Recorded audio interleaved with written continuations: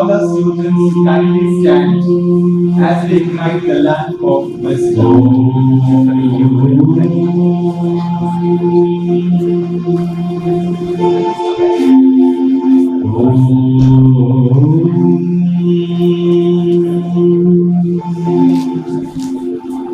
Deepam Jyoti Brahma Deepam Jyoti Janamani Deepam Jyoti Harate Papam Subham Deepam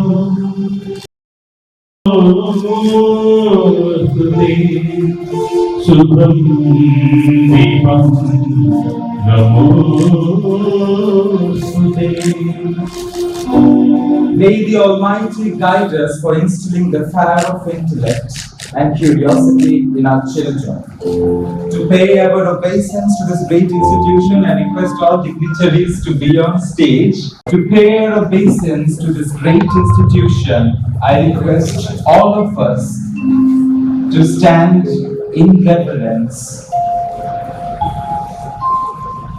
for the deed we done.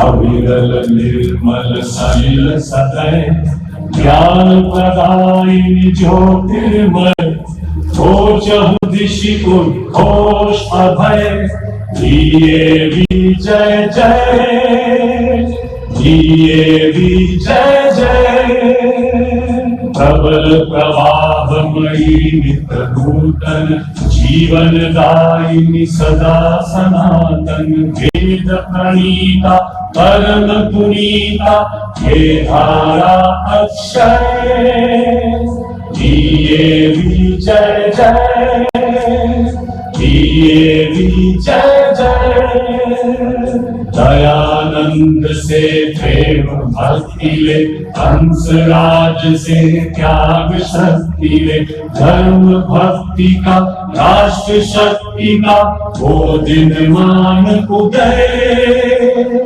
दिए विजय जय दिए विजय जय सुख समृद्धि की लहरें प्रेम शांति इसके तट ठहरे सरल शांतिमय प्रबल क्रांतिमय लिए अटल निश्चय दिए विजय जय दिए विजय जय. Thank you, ladies and gentlemen. I request the school leader and the other cabinet members to escort our delegates to their seats. The hallmark of JV Pokhariput lies in its zeal towards the inception of excellence through our action of work is worship. This has been possible with the strive and mentoring of our visionary principal, Mr. Vipin Kumar Sahu. I request sir to come on the dais and address the cabinet. I request the cabinet member to escort sir to the dais. Good morning, everyone. Esteemed Assistant Regional Officer Madam Dr. Sujata Sahu, the former principal of the school, on whose behalf really this conclave is getting organized. Esteemed guest delegates from institutions, universities, faculty from sister concern schools, supervisors, faculty of DAV Pokhariput, and my dear lovely students. Hearty welcome to all of you to this grand conclave. I stand with immense pleasure and pride as we gather here to conduct the first ever career conclave at Dav Career. This event is a testament to our commitment to providing our students with a holistic education that goes beyond textbooks, classrooms, and preparing them for the challenges and opportunities that lie in their professional careers.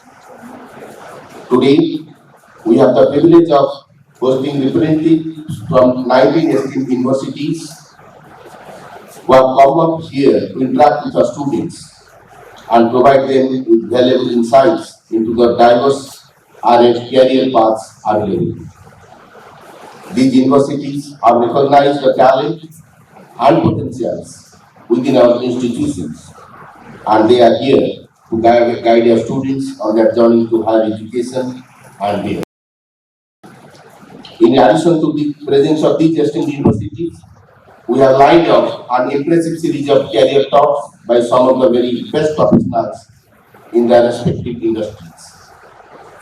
These talks will cover a wide range of careers from profile building, liberal art and social science, computer science and AI, application process in Ivy League universities, new age career prospects, engineering and medicine, commerce and technology. Our aim is to expose our students to the myriad possibilities that are them and help them to make them informed decisions about their futures. The world is changing at a rapid pace, and the career landscape is evolving with it. It is crucial for our students to be well informed about the emerging trends and opportunities in various fields. The Career Conclave serves as a platform for our students to engage directly with professionals who have achieved remarkable success in their careers. They will share their experiences, challenges, and insights, giving our students a glimpse into the real world and inspiring them to dream big. I would like to express my gratitude to all the universities and professionals who have taken time out of their busy schedules to be here today. Your presence here is a testament to our commitment to nurturing the next generation and innovators. I want to remind each and every one of you that your dreams are valid, and with hard work, dedications, and the right guidance, you can turn those dreams into reality. Embrace the spirit of curiosity, perseverance, and passion as you embark on your career paths. The world is waiting for your unique talents and contributions, and I have no doubt that each one of you will make a mark in your chosen fields. All an enriching and inspiring experience at the Career Conclave. Let's come together to celebrate the power of knowledge, the pursuit of excellence, and the infinite possibilities that lie within each and every one of us. Thank you, everyone. Join in Madhur.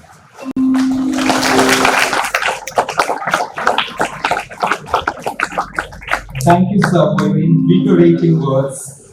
Thank you for always identifying the powerful possibilities and experiences in our ventures.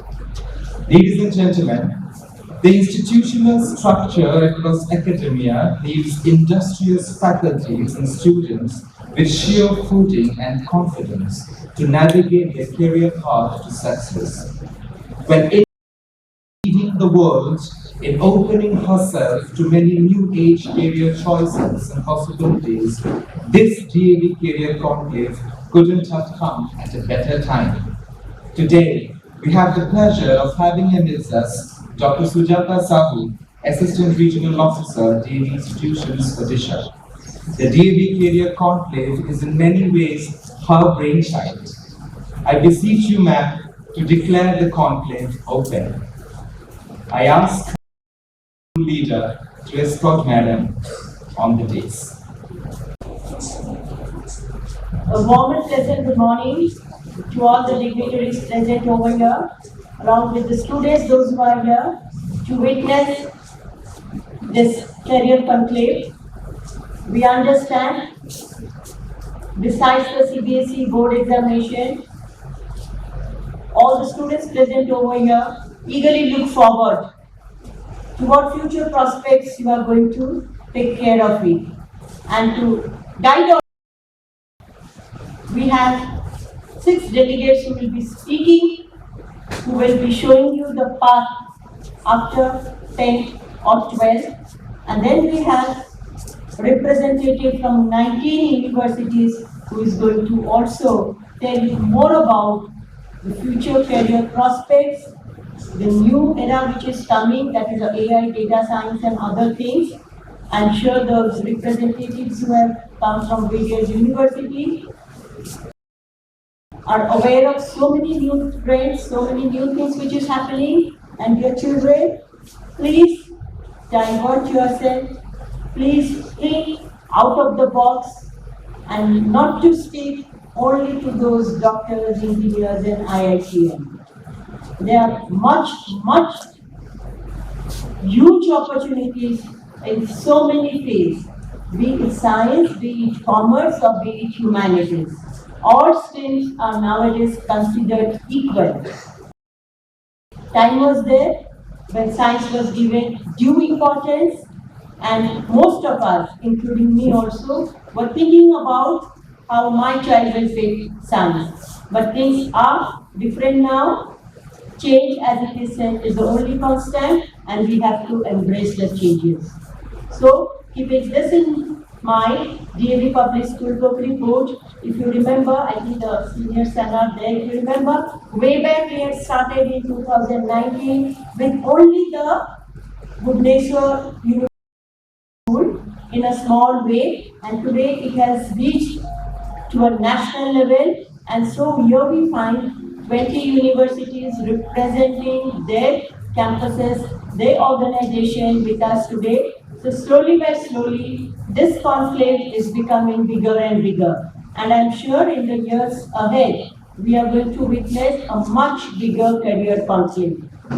So I thank the principal of the school and Mr. Mayuk Mishra, who has taken of bringing all the universities to the campus of DAV Public School Book Report and giving an opportunity to all the students sitting over here to interact with them. So I will not take much of your time. I would like to declare this DAV Public School Book Report Career Conclave 2023 open.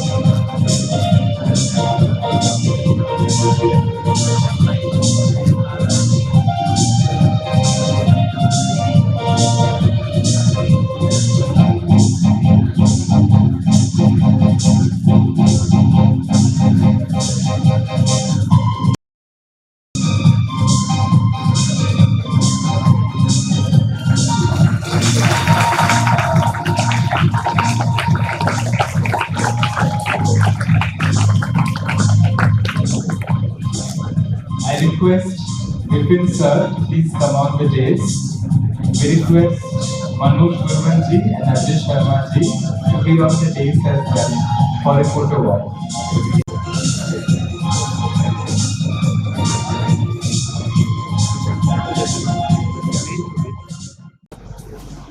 Thank you, madam, for your sterling words. We should always venture to set new benchmarks of excellence. Ladies and gentlemen, it is with great pleasure that I introduce to you our esteemed guest, Mr. Ajay Sharma, the founder director of Student Outreach. With his vast experience and expertise in the field of education and career guidance, Mr. Sharma has been instrumental in helping students build strong and impressive profiles. I kindly invite Mr. Ajay Sharma to the stage to deliver his talk on the topic that holds great relevance for all our students as they embark on their future endeavors. Mr. Sharma, the stage is yours. I would prefer to be here among the students, more comfortable here than on this stage. Before I start, I would like to thank Principal Sir, Sujata Ma'am, and Mayuk for creating such an opportunity or such a platform for both students and universities. Two very key points mentioned by Ma'am during their address. Knowledge is the power that we need, and the second, change is the only constant. Students, please understand that most of you, or rather a lot of you sitting here in this room, after you graduate, you might land up into a job which do not exist yet. So we have to constantly keep ourselves updated.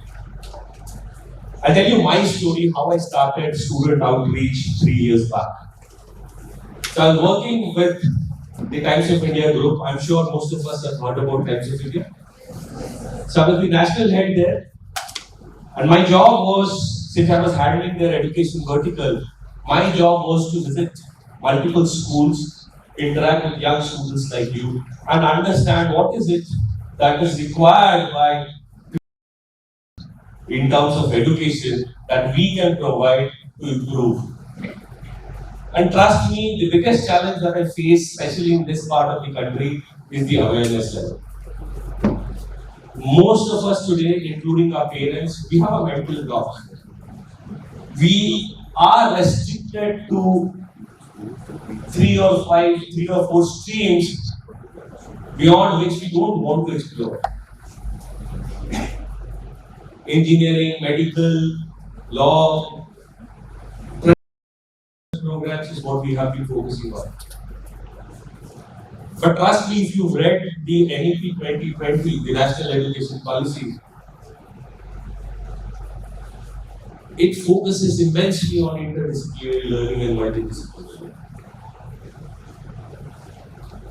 I have been a career counselor all throughout my life. I started my career way back in 2002 as a career counselor, and whichever positions I've handled during my corporate journey, I've always ensured that I remain. So the student I interacted in 2002 are still in touch from different parts of the world.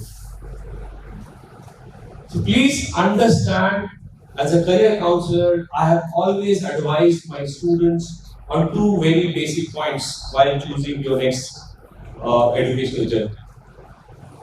One, you should pursue your higher education in the stream you have interest. I'm sure a lot of your parents, your friends, must be constantly telling you this. Please raise your hand if you're with me, that you should pick up a career based on your interest.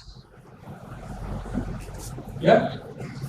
But there's a very important catch to it. Shh. I just asked you to raise your hand, not your voice. So there's a catch to it. We might have interest into a particular career, but do we have capabilities to pursue? It's the next very important question.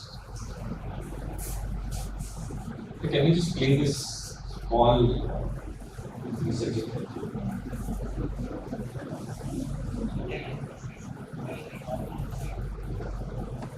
The audio is not visible. So he says, this is clearly not my field. So a lot of times what happens is, we land up into a program, and maybe after 6 months or 1 year, we realize that probably this is not something that I wanted to pursue. So I want you to please pick up a career based on your interests and your capabilities. How many of you here want to pick up law as a career? Want to become lawyers? Please don't hesitate. No, they're not going to punish you if you want to pursue law. How many interested in law as a career? Okay. Now tell me, what is the biggest capabilities you need if you want to pursue law? Sorry? Can you please stand up? Communication skills, okay? Basic capabilities. Reading and comprehension, right? So if you want to pursue law, please understand that you need to have a good reading habit. People at the back? I said reading habit, not talking habit. So you need to have a good reading habit. If you are like me, someone ki kitabein khuli aankhein band, then there's a challenge. Because next 5 years of your career, please understand you will be required to read the entire Indian Constitution. And reading habit is a capability which can be developed.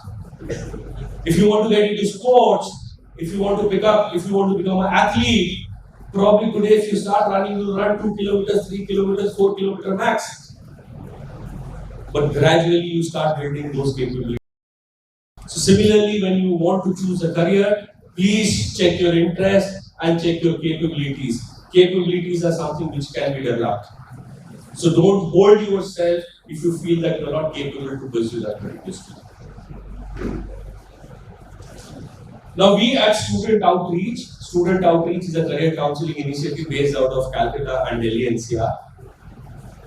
What we realized is that students, if you look at most of the Indian and international universities, the admission process has changed a lot.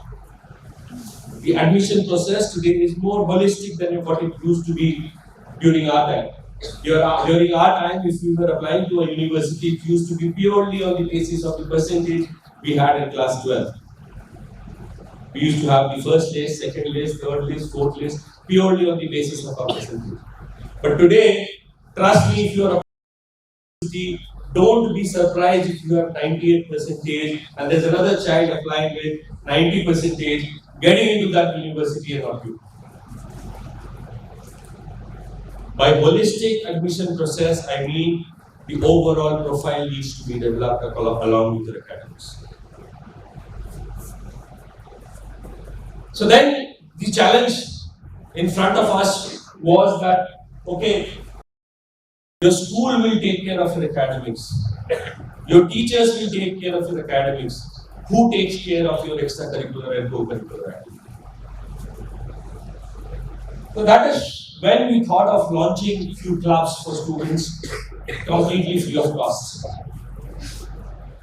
So any activity which is or any support that you receive from Student Outreach, please understand you will not be required to pay a single penny.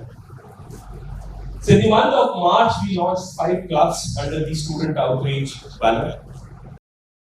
We have more than 1,000 students who joined our clubs from different cities of the country. We have students from Darjeeling, we have students from Calcutta, we have students from Ranchi, Patna, Bhubaneswar. Now what do we do with these clubs? With these clubs, we schedule a lot of activities for you. All these clubs are being run by students like you from different schools. So we have an entrepreneurship club wherein in the month of March we did a small activity. I will not call it small, it was big enough because there were 2,000 plus students who had participated in Calcutta. So we had booked one of the biggest auditorium in Calcutta. How many of you have seen Shark Tank? All of you, right? So it was a Shark Tank for school students. So we had invited industrialists from the East. Students were allowed to pitch their ideas on stage. 3 students got funding for their ideas. Would you believe students getting a funding for the ideas, for the business ideas that they had? And there were around 10-15 students who were promised mentorship by these successful entrepreneurs. We have a community service club. Under the community service club, we do a lot of social activities. We run evening classes for underprivileged students. Classes are taken by elementary level of maths and English being taught. Right? We have Ms. Rajni Singh, who has been working with a lot of NGOs for the last 18 years, our mentor for this particular club. She's based out of Bangalore, and she's our mentor for the student outreach community service club. We are planting trees in different cities. We are doing free eye checkup camps. We run open libraries, right? Book donation camps. Then we have clubs which is into health and fitness. If you are someone who's a fitness freak, we do a lot of activities at the health and fitness clubs. Then liberal arts and sciences, and then science and technology club. All these clubs are free of cost. You are free to join one or all. There's a. How many of you have an Instagram account? I'm sure most of you have your Instagram account. So once you follow us on Instagram, you'll find the process for joining our clubs. Please don't hesitate. Not that all activities that we do will be as per your interest, but whichever you find interesting, you can volunteer for those activities. Activities are scheduled on both. It is basically on hybrid. Depending on your school calendar, if you're free, you can participate in a physical event, or you can participate in an online event as well. Today, the format of the event would be wherein we have two speakers from very prestigious universities of our country. We'll have Dr. Ipshita from SRM University, and we'll have Dr. Kanishk Sharma from Rishiwood University. Two very important and relevant topics as far as today's new age careers are concerned. Liberal arts and sciences, computer science and artificial intelligence. So they'll address you on these topics. Please don't hesitate in asking them questions if you think there's something bothering you. Please don't hesitate in asking questions if you think as a career counselor I can help you out with. Because the idea of today's session is to share knowledge. Right? So I want each one of you, before you leave the place, at least get 90% of your doubts clear. Right? So after the talk, we have the career fair wherein each university will have their desks. Right? Please go and interact with them, find out about their scholarships, find out about their admission process, find out about their summer programs, winter programs. How many of you heard about summer programs and winter programs? Yeah? So it's a very good idea to experience the university, experience the program before you actually commit yourself for the next 4 years. Most of the universities today are offering a 4-year program, which is a research-based program. The beauty of this program is that for masters, you only need to spend 1 year, or you can directly apply for a PhD as well. How many of you are aware of this? I doubt so. So these are the informations which are very crucial for us while planning our career life. The students understand the same after you are out of your school. Once you join a university, 80% of your learning will happen with the peer group. It is very important to choose the right university and right program to visit. Right? So with that note, I would like to invite Dr. Ipshita. If you can please come up, or if you would like to be there on the stage. This is the remote, I just set up your presentation. So can we have I would like to wish all of you all the best for your exams ahead. Class 12 students should have 6-7 months to start working on your profiles. Application process is becoming very, very important today. Before they call you for an interaction, they'll go run through your application. So how you fill it up, the reasons that you mentioned for joining that program and university becomes very important, and you need a lot of hand-holding in terms of your application and choosing the right career choice. So we at Student of Costs for students, we help you prepare a roadmap for you. We help you prepare the university list, the program list. We will be launching a psychometric test next month, wherein you can take the test and it will give you a decent idea about your strengths, weaknesses, your interests. At least you have a direction to start thinking about. Right? So thank you so much for being such a lovely audience, and I wish you a pom-pom life. Right? Pom-pom? People who were here last year? So I want people who were not here last year to answer this. Pom-pom? What is pom-pom? Fast, fast. She's waiting to start a presentation. Wild guess. Will not be accurate. No negative marking for wrong answers. Yeah? Pom-pom? What is pom-pom? Pom-pom are the props that cheerleaders use when something good happens. Yeah, IPL you would have seen when you hit a boundary or a six. But the pom-pom that I am talking about has a full form, and I can guarantee you Google it, you will not find the meaning. I'll not waste much of your time. Any random guesses? Couple of guesses? No?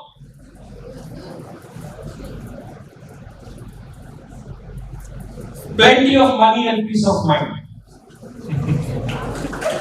Can we have an applause for it? Now hand over to Dr. Vibhu and Rishita Madam begins. I hope this was an enriching, informative session for you, students. We have a surprise lined up for you at 10:20 a.m. today. Along with your career talks, we also have a career fair, which we are going to host in your school library. And for that, I would request all our universities to please proceed, and let's keep it ready for our children who will be coming to the library at 10:20. I request the cabinet members to escort our delegates. Very good morning, students. Not loud enough. Okay, better? Can it be better? Little better?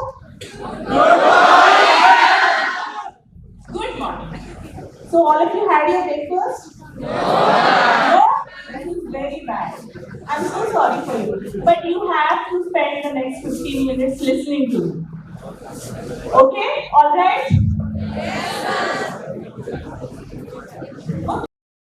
Students, let me talk to you a little bit about myself so that it becomes easier for you to put whatever I'm saying in a larger context.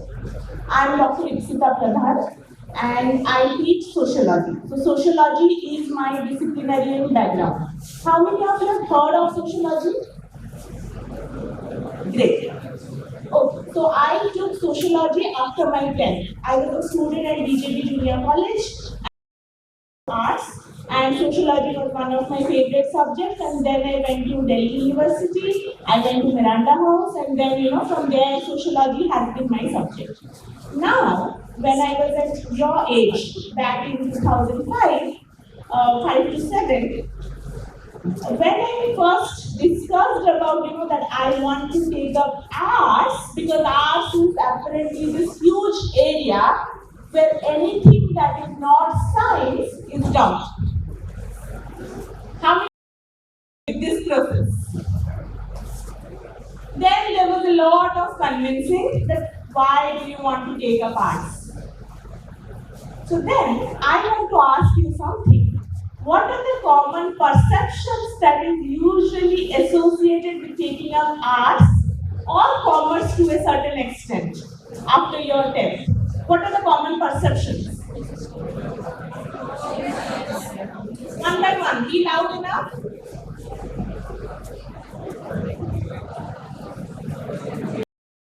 What are the perceptions?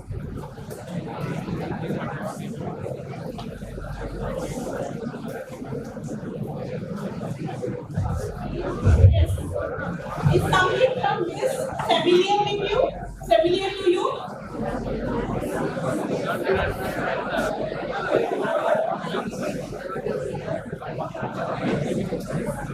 Not good at maths or science, so take up arts. If I do not get, then I take up arts. I'm good at memorizing, so probably arts is for me. I want to crack UPSC, which is the most common reason that students take up arts. I love reading, but what is the use of taking up arts? So these are some of the things that many times you are dissuaded from taking up arts and humanities. But what about jobs? Are there enough jobs? Are there enough well-paying jobs? And then the most common one, take science and then do whatever you want. That whatever you want probably never comes. Are all of you familiar with this? Yes. Not loud enough. Yes.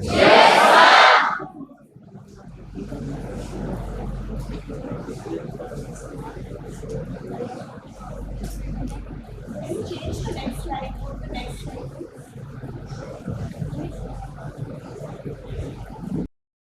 I teach sociology and I teach gender studies in the class. I want to give you a little glimpse of what usually happens in a social sciences classroom. Obviously, this is some kind of generalization, but by and large, the picture isn't too different. There's a recognition of, what is the subject matter when I say arts, humanities, social sciences? What is the subject matter of these? So sociology is not merely commonsensical knowledge about tribe, about kinship. It is not merely that. History is not merely memorizing of dates. If you read psychology, you won't be able to understand what the other person or the person in front of you is thinking. Similarly, economics is not merely about demand and supply. Typically, social sciences education makes you aware of your own social location. Social location, it is not merely your geographical location, but it means where you are coming from, of course, the geographical location. What is your gender? How do you identify? Do you identify as a man, as a woman, or as a transgender person? What is your religion? What is the language you speak? What kind of food do you eat? So there is a recognition. So therefore, understanding the society around you requires you to understand social locations. Are you all with me? Yes. Okay. Backbenchers are my favorite. Then there is democratization of thinking and opinion. Now remember, whenever you go after the school, whenever you go to higher education, there is no one correct answer. Especially in social sciences education, there is no one correct answer. There are different answers. I'll wait for the joke to end. So you can explain one thing from a multiplicity of perspectives, and this is where your multidisciplinarity, interdisciplinarity comes into the picture. Then you also recognize that how you are taught, how you are grown, how you have grown up, also plays a very important role in your thinking process of what right and wrong is very often the process of the socialization process. And education and skill learning, they are not the same. Education is a vast, it is a vast field, and skill learning is only very limited. So you can be, as skills, you can have certain skills, but education will teach you how to be good at that skill.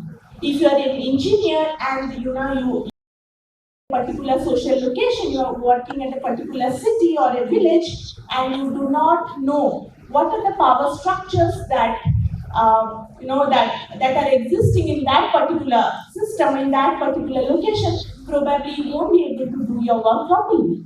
And that is where the importance of social sciences and humanities comes into the picture. So anytime someone tells you that no, you shouldn't be taking up social sciences because there are no jobs, then you should tell them that it is not entirely true. Next slide, please.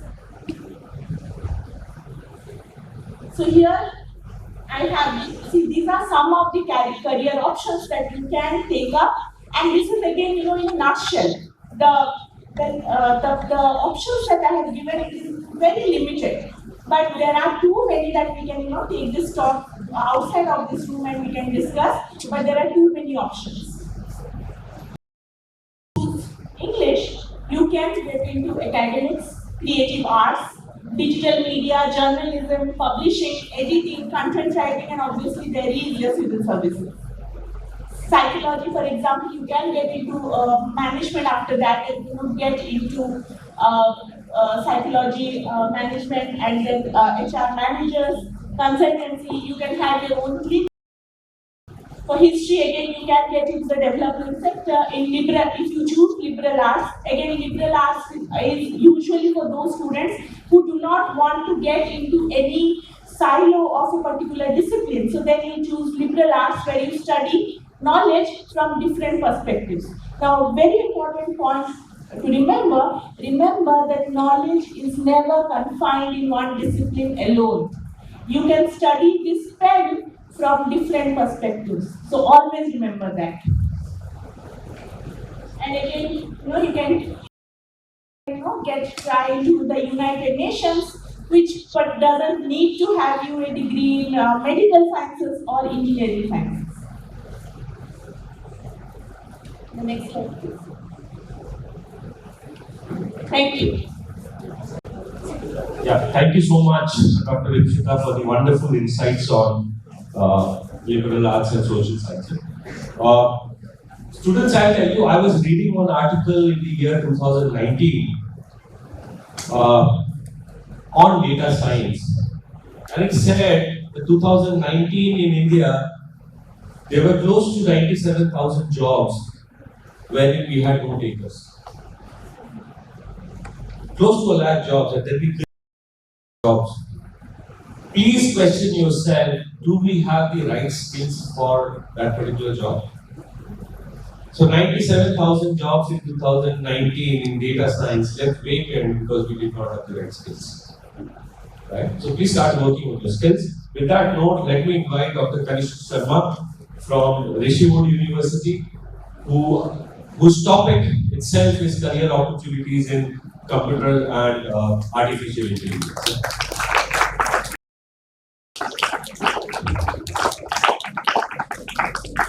Thank you so much for providing the opportunity to talk with you, all of you. So, hello everyone. Hello. Everyone is here?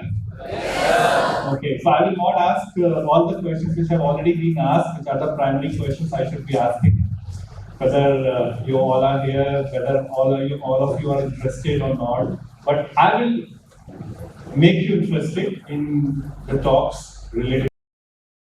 So, I was asked to talk about artificial intelligence. How many of you know about artificial intelligence? AI, ChatGPT, Google, everybody was using, right? Okay, so Google was also AI. So when I talk about artificial intelligence, what are the two key terms in that? One is artificial, another is intelligence, right? Where does intelligence come from? Intelligence comes from human brain. So that means human brain, how we learn, how I learn, how I talk, how I see, how I perceive the things, how I make my decisions, how I become attentive towards somebody who is talking, towards somebody who is doing something, right? So those kind of stuff you learn in the intelligence part. And when I talk about artificial, you try to create that, right? So let's do something artificial, right? The weather is very heavy, like it's warm outside, right? So let's do some rain. Let's do some artificial rain. Recently, IIT Kanpur has successfully done the artificial rain thing, experiment. How many of you are aware about it? Oh, good. A lot of people are aware, a lot of students are aware about it. So let's do the artificial rain, okay? You just have to copy the action what I'm doing, right? So let's start with the wind. All of you please do that.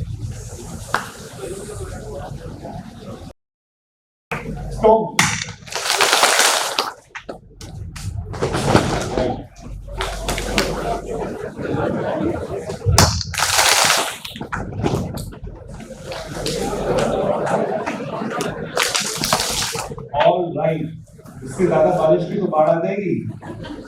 Alright. Okay, so I'll start with a few things. So all of you are present and all of you are future of our nation, right?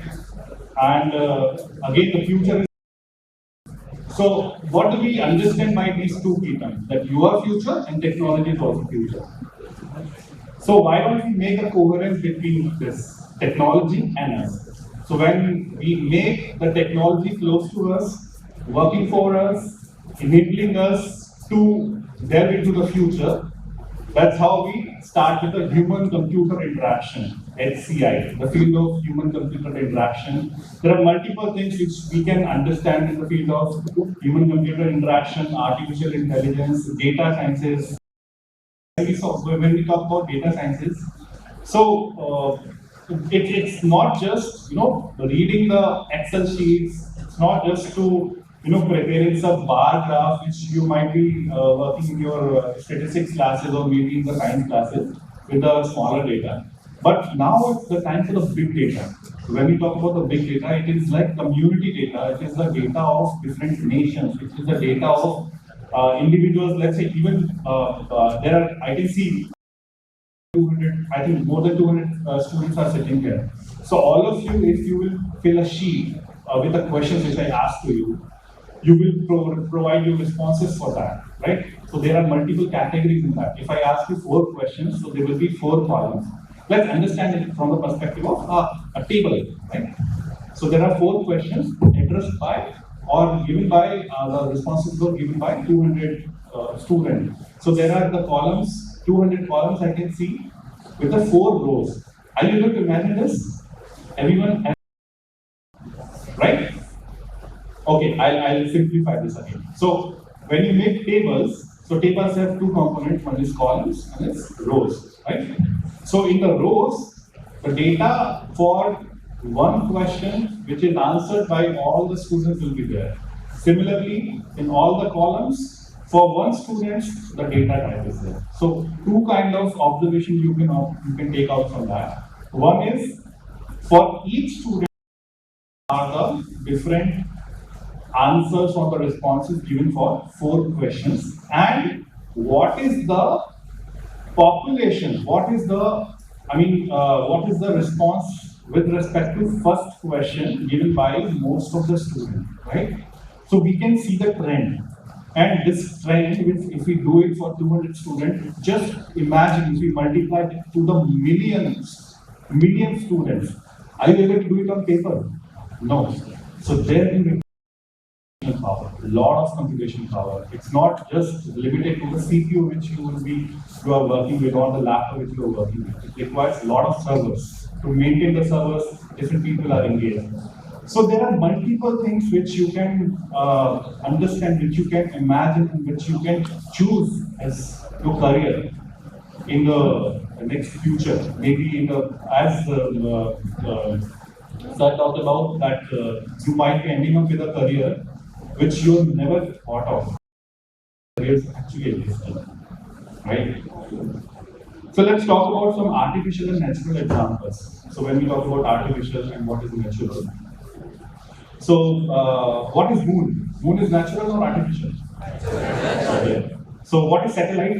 Artificial. Okay. Thank you. And what is stone? And what is a tile? Okay. So why I'm insisting you to do this exercise to identify that what is natural and how you can make artificial out of that. But what is enabling you to do that? What is enabling you to create artificial satellites? What is enabling you to do artificial robots? It is the technology, right? So this whole area is of technology. And when I talk about technology, it is not sciences, it is social sciences also. Choose your careers into social sciences by utilizing the power of artificial intelligence. So when you talk about artificial intelligence, it's the language in which you need to write your codes.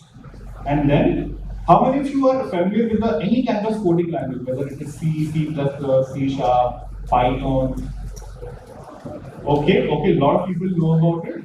So language, when I things are called language, Python, C, C++. Why? Because it is a mode of communication. You, two people or maybe a group of people, you talk to each other in certain language, right? So when you talk to each other in a certain language, this is called the mode of communication. Similar way, when you have to interact with computers, you need a language, and that language is the code. And artificial intelligence is just about the codes. So when you apply these codes in your life, you can multiple aspects of it. You can utilize artificial intelligence in the healthcare. You can utilize artificial intelligence in psychology to understand how somebody is thinking, how somebody's behavior is governed upon what all different factors. You can apply AI in architecture. You can create buildings. You can see how much shock resistant those buildings are. So, and you can talk about AI in the field of fashion designing. You can create all different designs with the choice, with the taste preferences of customers, what they actually want, right? Where this whole trend is going upon. You can utilize AI in branding, right? If anybody is interested in doing MBA to create brands, they can use AI into their branding, right? So how they can use it, what all different tools are there to work with, we will talk install in the career fair about this. But I just want to end up with one thing, that when I talk about AI and computer sciences, it is not just a career choice. It is an application tool to choose your careers and to apply that into that. Right?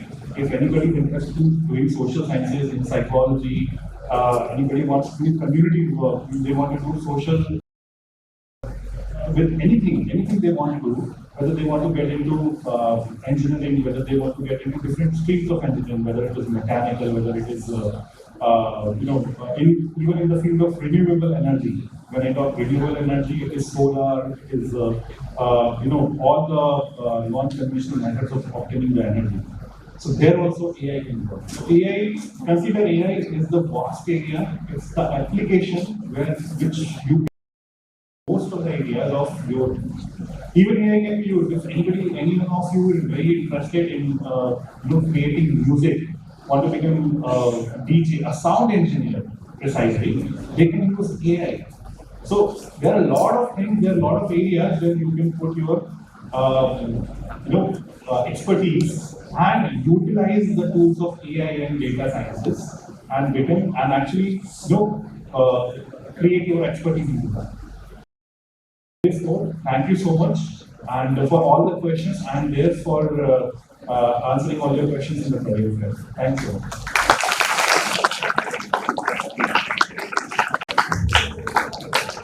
Thank you so much, Dr. Kanishka. I believe he spoke about AI, artificial intelligence. Students, please, two tasks for you today when you go back home. One, follow us on Instagram, student.outreach is our handle. For all your queries, doubts that you have related to your next step. And second, such artificial intelligence, you have no idea what artificial intelligence can do. There are some photographs available on Google which are created by AI. Right? So data is the future. How many of you do online shopping? Flipkart, Amazon, Myntra and all? So you would have noticed, if you wanted to buy a pair of shoes, you looking at those products on these e-commerce websites or apps, and once you are out of it, you open your social media platform, these ads start following you. Correct? So what happens when you open a Myntra and look for a pair of Reebok shoes, you generate data. We spoke about multidisciplinary learning, interdisciplinary learning. You'll be surprised to know that today You can study data science as major and psychology as your minor. And these are related. So when you generate data, that is data science, and where to find you, that is understanding human behavior, that is psychology. So you start exploring the various combination of subjects that you can pick up while you are in a university. And we are there to help you. I'm sure all my university colleagues are here with only one objective of helping students choose the right career option. Because you generally tend to, if that is of your interest or that is of your choice, right? Please do a thorough research before you jump into your university life. Thank you so much. Hand it over to Wendy. Thank you so much, Ajay. I request you to kindly be on stage. We now have the privilege of felicitating our esteemed speakers, of course, Ajay Sharma, Shita Pradhan, and Dr. Kanishk Sharma. As I was listening to all of you, it was a learning curve for me, and I'm pretty sure for my students as well. I kindly request Honorable ARO Dr. Sujata Sahu Madam and Revered Principal Mr. Bipin Kumar Sahu to come forward and present tokens of appreciation to our distinguished speakers. I request the Assistant School Leader to escort our group. May we have the felicitations?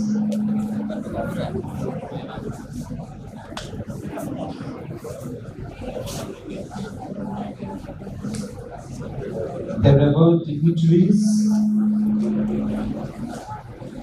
are seen being felicitated with an Uttariya, a single language and a evidence.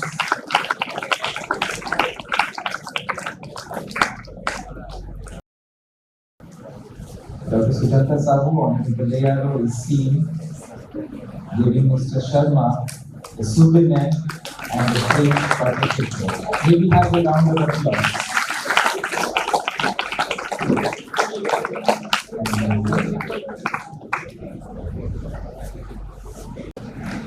Dr. Shita Pradhan is being felicitated with the Victoria, the frame for the picture, and a school souvenir, Journey to Zenith.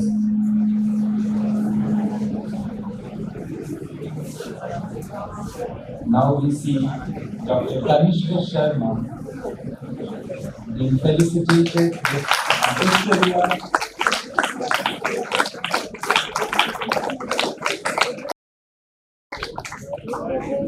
a framed Jagannath Pattachitra, and a school souvenir, Journey to Zenith. May we have a round of applause? A big round of applause.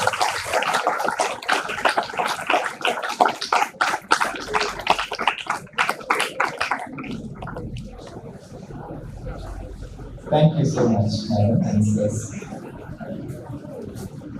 We express our sincerest appreciation to our luminaries for sharing their insights and expertise with us today.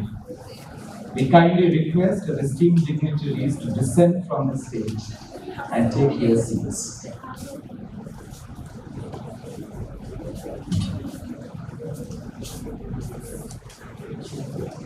Dear students, it's 10 a.m. now. We will be moving to our school library batch-wise, starting from 12A. It will be done from 10:15. You will be escorted to the library by your class teacher. You will move in batches. Your teachers will guide you. You have 15 minutes window to interact with all the 19 universities, ask queries, listen to their feedbacks, take career guidance from them. And next, we will be meeting in the auditorium at 12 p.m.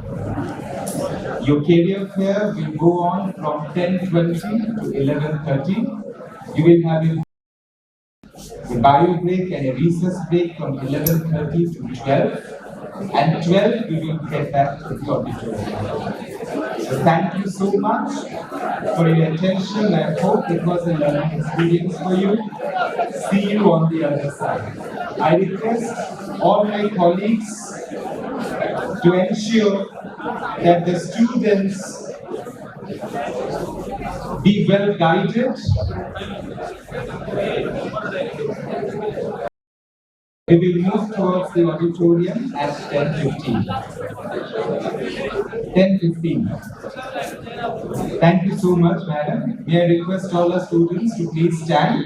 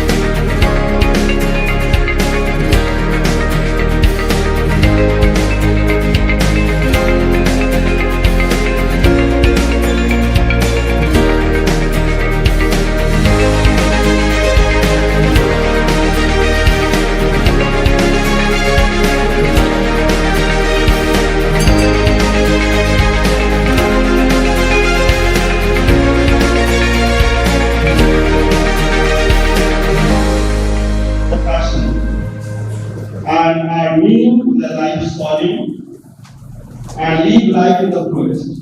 Such important is our today's career fair, which is organized in collaboration with 19 elite universities of the globe. And make this memory even much sweeter, we have with us our esteemed Assistant Regional Director, Madam Dr. Sujata. Madam, please. You do it. You do it. May we have a round of applause, please?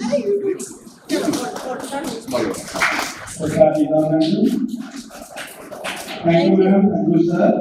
Now, the career fair is open for everyone to visit. I request madam, principal sir, and all dignitaries.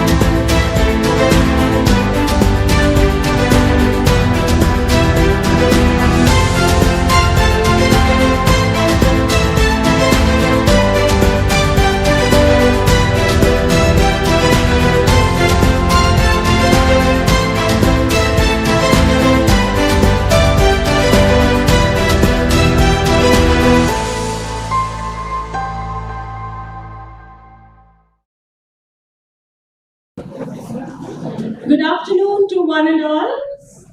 I request the esteemed dignitaries to kindly take your seat. I request all the students to take your seat.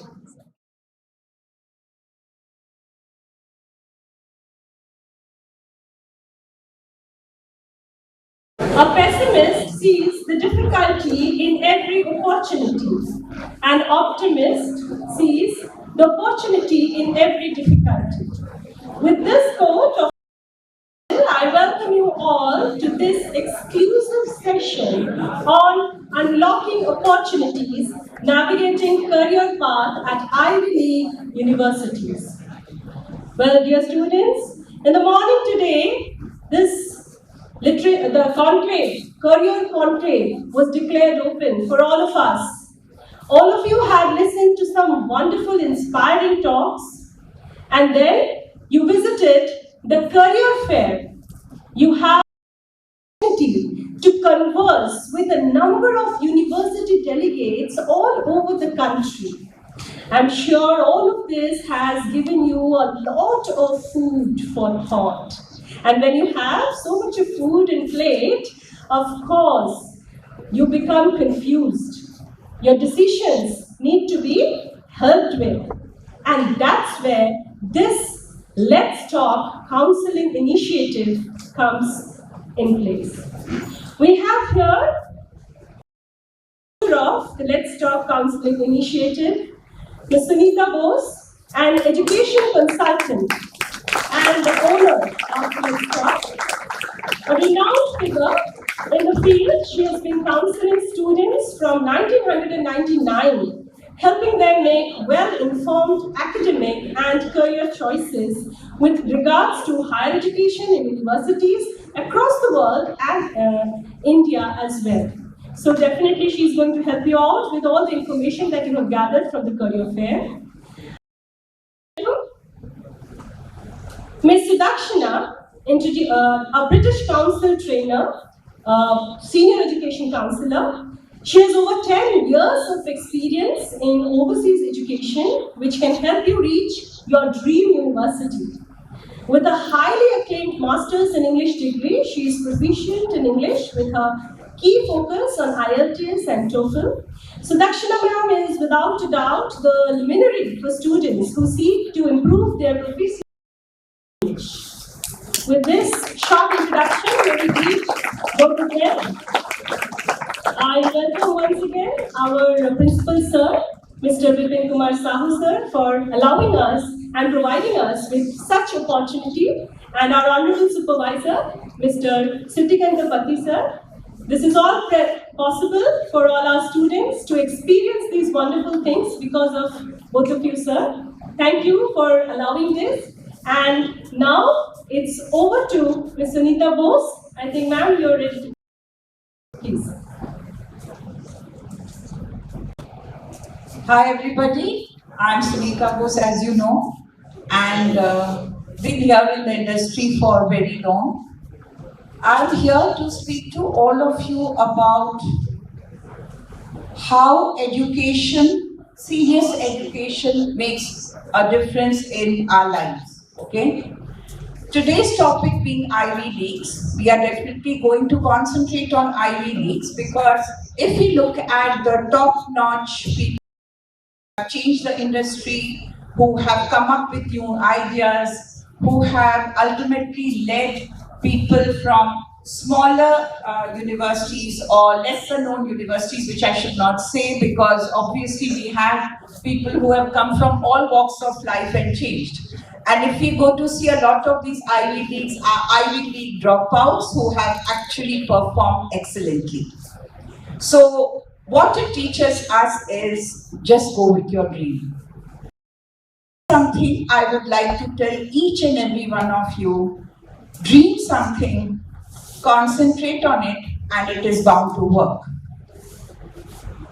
We have been in this industry now for a very, very long time and seen students across all universities, all countries, and all industries. Our students have come up with ideas which we could never think of and come up with ideas which have made a difference in UK. And I'll give one very short example and I'll give the mic to Sudakshina, because Sudakshina is going to speak to you at length on Ivy League students. The reason is Sudakshina is the backbone of our training in SAT, IELTS and English. She's the one who guides the students in getting or rather getting trained in SAT to achieve results which ultimately help you to get into the top league. This high score of SATs also helps students to get excellent scholarships. So that obviously becomes the backbone. Even though if the universities many times say that we are test blind and we are SAT blind, the high scores obviously put you in the top of the charts when we are going through your results. So that becomes a very important part.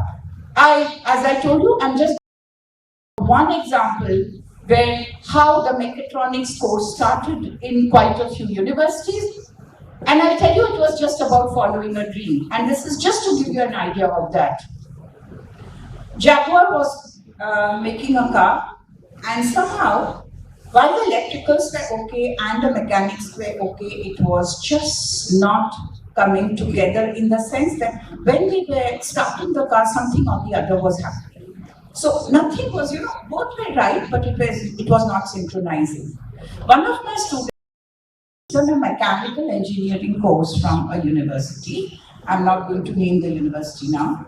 What happened is, and he had gone into his PhD level. Suddenly, Jaguar realized that this guy is also working a bit on some electrical, because this guy was thinking, how do we connect the both? He was picked up, he was doing his PhD, he was getting paid by the university, but Jaguar picked him up by taking the from the university, and they made him sit in their office, sit in their unit to understand what was going wrong. He was the one who connected both together.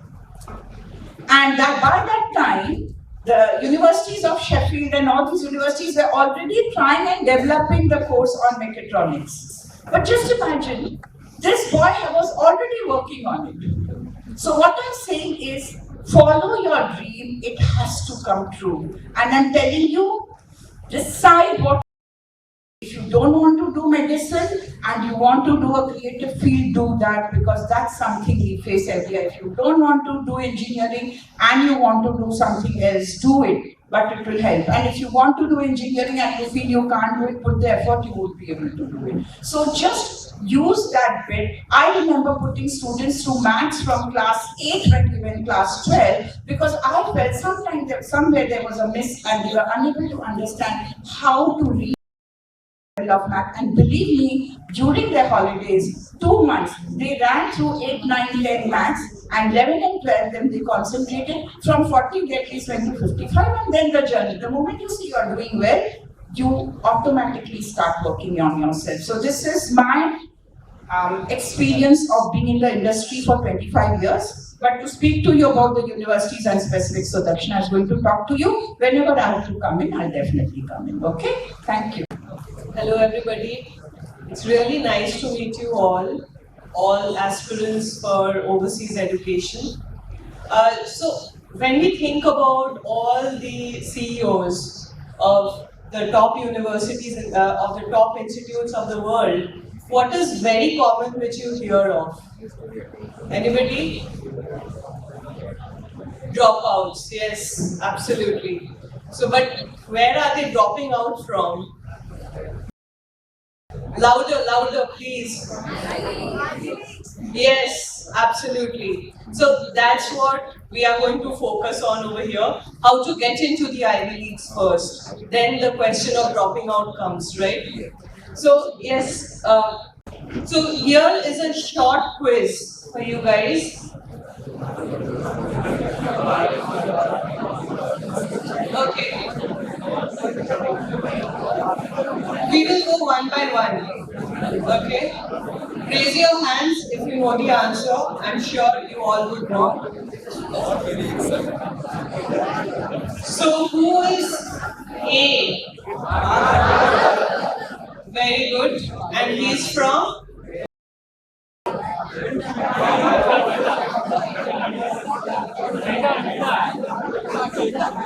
Sorry?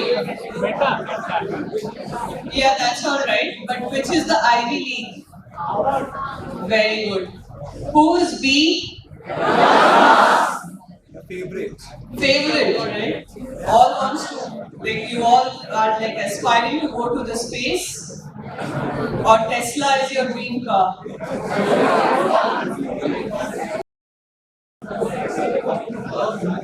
Very nice. So, can anybody tell from which Ivy League is he from? So, who is A? Very good. And he's from?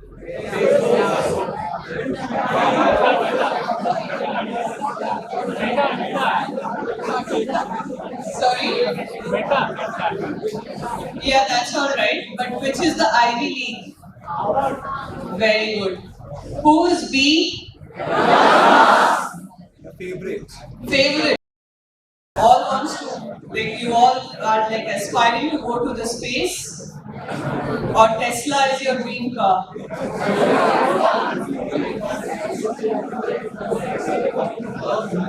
Very nice.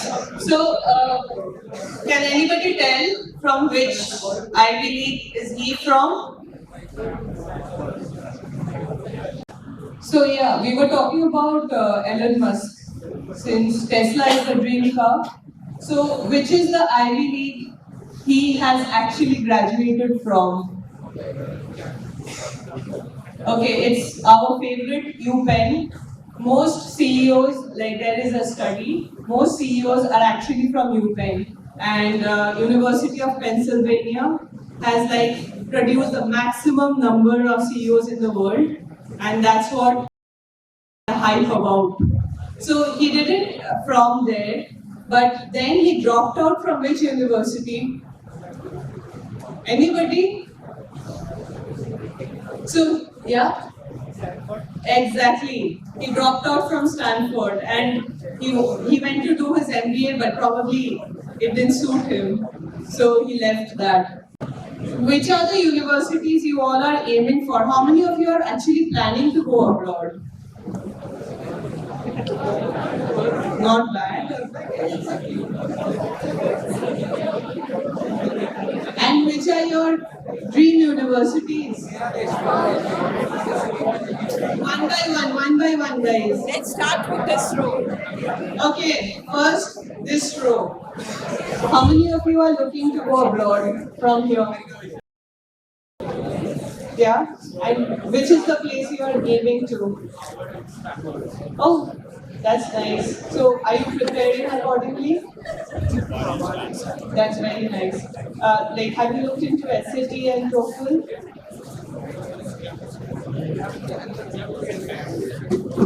No, TOEFL is for English. So, yeah, so IELTS and TOEFL are similar, but TOEFL is more accepted in the. Anybody else from here? Okay, so we can come back to the quiz. So who is C? And where did he again graduate from? All sure about it? Okay, who is B? And he's the CEO of? Very good. And he has graduated from? And after that, Masters. So one information about Bill Gates, he had joined Harvard, but he was again a dropout. So the moral of the story is you have to first aim and you have to be eligible to get into an Ivy League. That's enough. After that, you can drop out and start your own thing, and I'm sure you will be amazing in that. Like, who all are looking at overseas education? Row B. Here. How many of you are looking at overseas education? Okay, how many of you are looking at engineering? I thought so. And how many of you are looking at medical?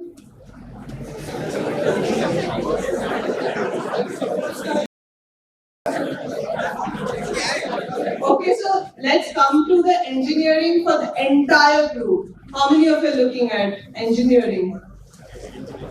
Okay, almost the entire class. How many of you are looking at the medical? The rest. Are we looking at humanities? Anybody? Oh, the minority group. That's nice. At least you all are considering humanities to be an option. And how many of you are looking at BCom, BBA, CA?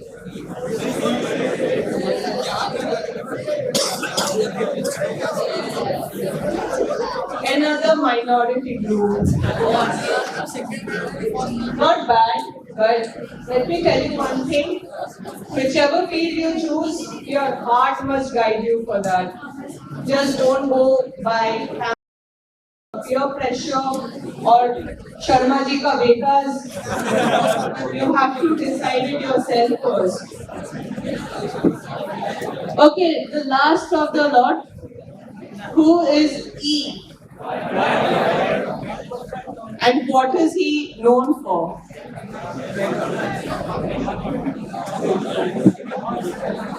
Sorry? One by one, please guys, raise your hands. Yeah. Right there. He's an investor.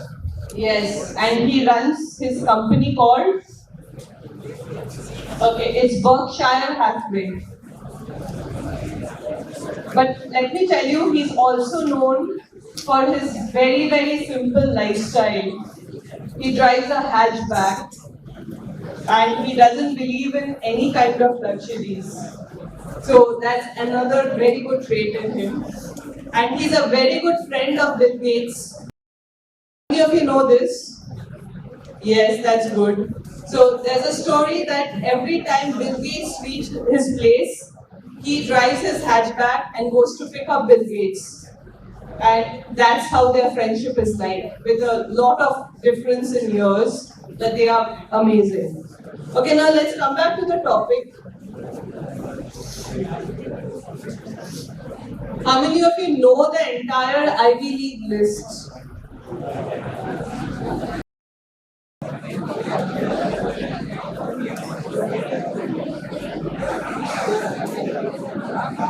Okay, now let us come to one topic which is very, very common out of these.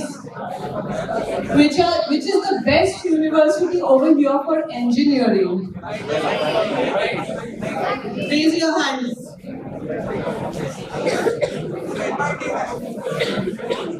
Go to the last person over there.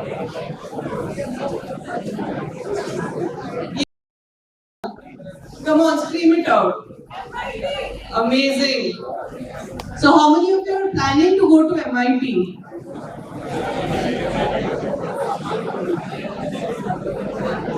Are you all very, very realistic and pragmatic? That's nice. Okay, which is another very good university for business over here? Harvard? Louder guys, louder. I'm like selectively deaf. So, okay, and what is Yale known for?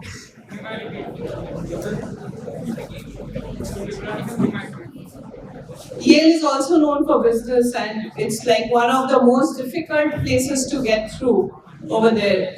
So this is your entire list of universities which are the most coveted ones in the world. And what are the reasons why you should go there? Any idea? What will Ivy League do to you? What is the aim? Why do you need to join an Ivy League? One basic answer which I want. To earn? Exactly. So Ivy League gets you all the money which you want because it produces, like, your employability is much higher with an Ivy League degree. So these are, but how many of you can actually think that you can get into an Ivy League?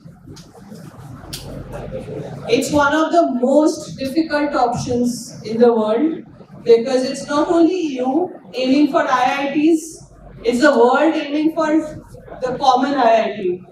So you can understand your choices are very, very limited.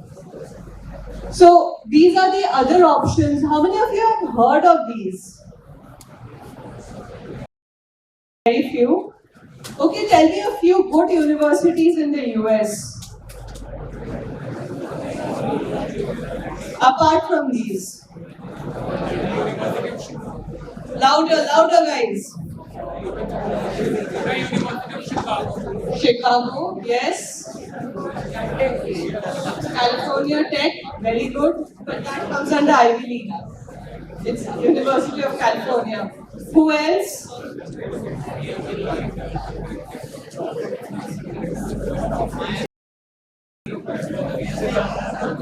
Who wants to go to Miami University? I heard it.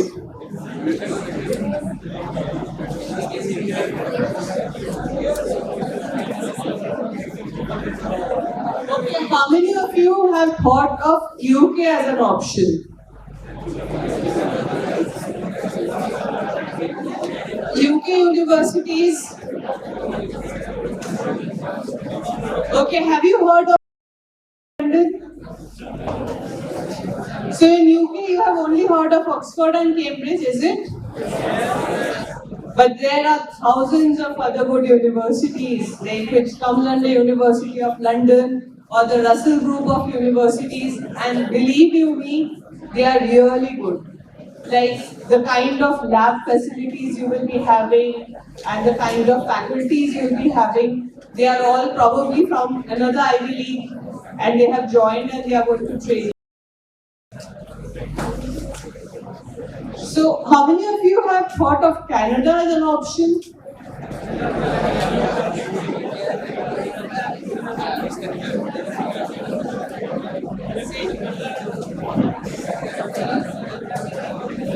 What did you say? Tell.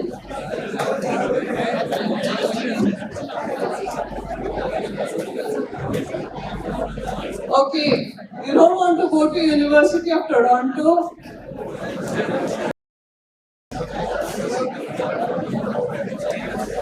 So, okay guys, soft talk. So now for Toronto, McGill, UBC, these are very well known universities and they are all in QS World Ranking within 100. So to get into these universities also, you have to really work hard. Your marks have to be very good, your essays have to be amazing. Your extracurriculars need to be really of a certain mark and only then you can manage to get into these places. Let me tell you something very short. How many of you have heard of SAT?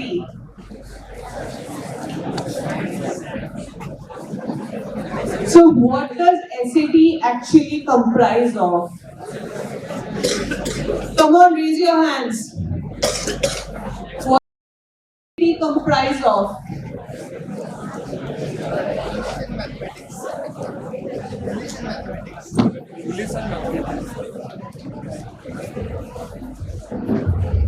English and mathematics.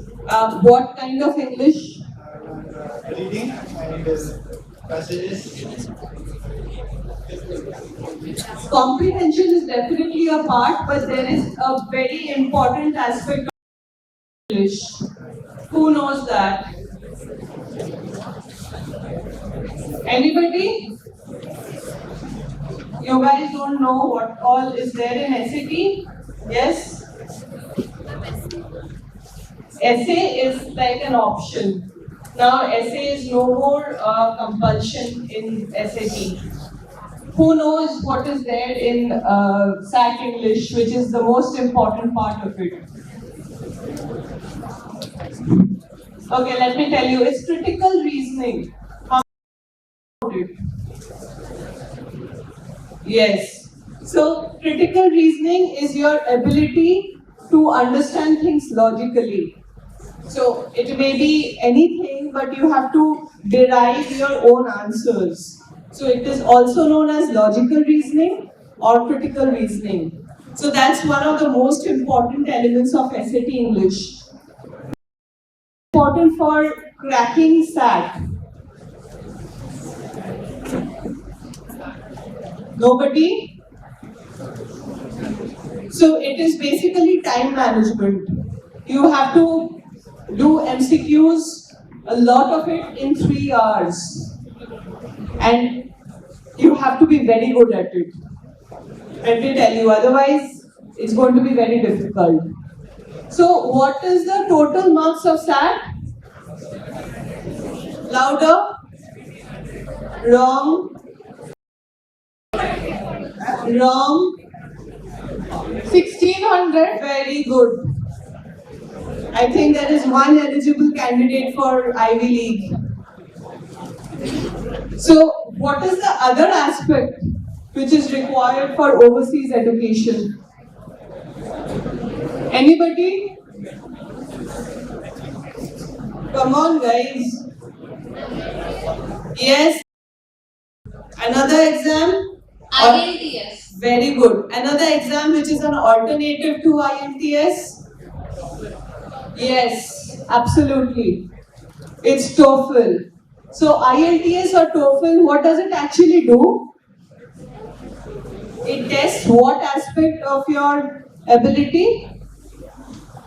Come on. Who mentioned TOEFL? What is TOEFL test actually for?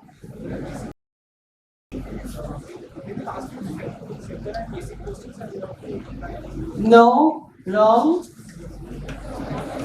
Anybody? What is IELTS actually for? It's there in the full form of IELTS itself. English language. Very good. So it's your English language proficiency test. It has 4 aspects to it. 4 aspects. You were partially right over there. What are the 4 aspects that are actually tested in IELTS? Can you please repeat the question? What are the 4 aspects of English that are tested in IELTS? Listening, Yes. speaking, Yes. and It's English language, guys. You will know. writing. Yes. The last one. Okay. Last one I don't know. Partially right. But there is a mother figure to it. Which is it? Yeah. Yes, absolutely, it's reading.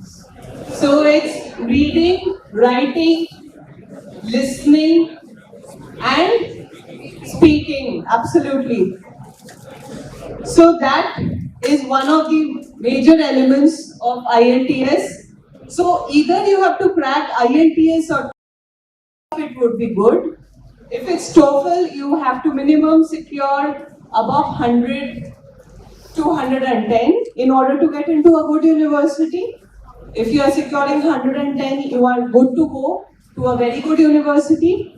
And if it is IELTS, then you should minimum crack 7.5 to 8 in order to get into a good university. Okay? For SAT, what are the marks you think is required out of?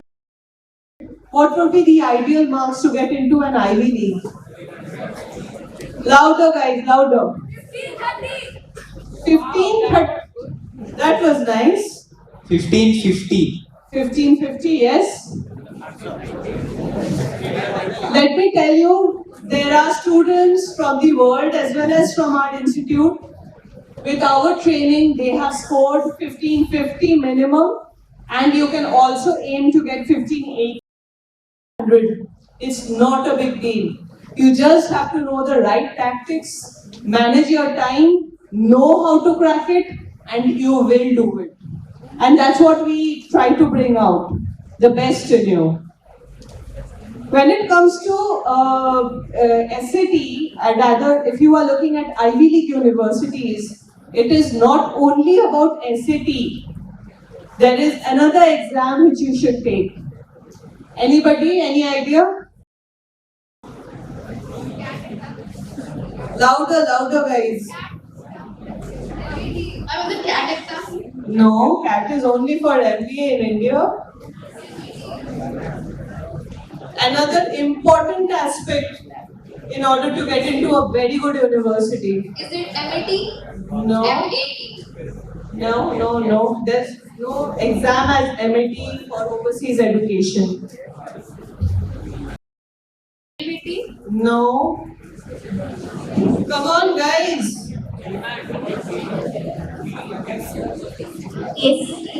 ACT is an alternative to SAT, so it won't make any difference. Any other option? Yeah? GMAT is for MBA. No.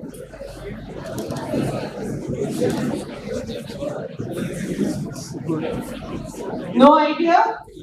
Okay, whoever knows it, just shout it out. AP test, right. You have to take advanced placements. So, in order to prove your prowess in a certain subject, it's ideal that you take APs. So, suppose you are amazing in English or you're amazing in maths and you are applying for engineering. If you are taking AP maths, then at least we can prove that you are very good. Another test which you can take is SAT subject test. That is all you have a subject and you are applying for engineering, but you don't have, suppose, chemistry or something like that. You can take a SAT subject test of chemistry and prove how good you are in that field. And if you are getting good marks, you have an amazing chance to get into a good university. So these are the various options we work with kids, and we try to build their career, build your profile, build your right CV with amazing extracurriculars, social work. We show a lot of it, and the guidance starts very early. Our ideal students come to us from class 9. Because when you are applying to US, it's not only about your class 12 results. It's 10, 11, 12. All your school grades are looked into. Your extracurriculars are looked into. They just don't accept students who are geeks, just studying. No. They want an entire profile. So that if you drop out, you can become Bill Gates. Okay? So, you're to be good. It's not only about education. Okay. So, how can you study at these universities? Read out loud. Louder, louder. No breakfast or coming for lunch. Louder, guys. I can't hear you.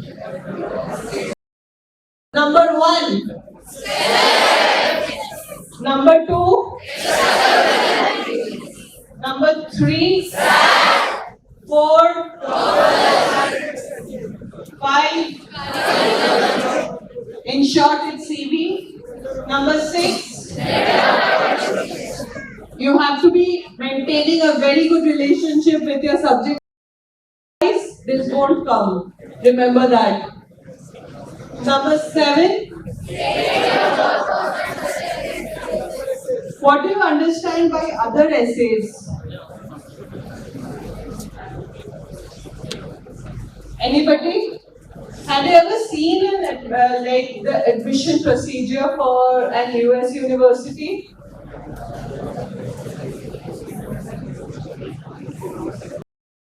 So most of the applications for US goes through a common portal.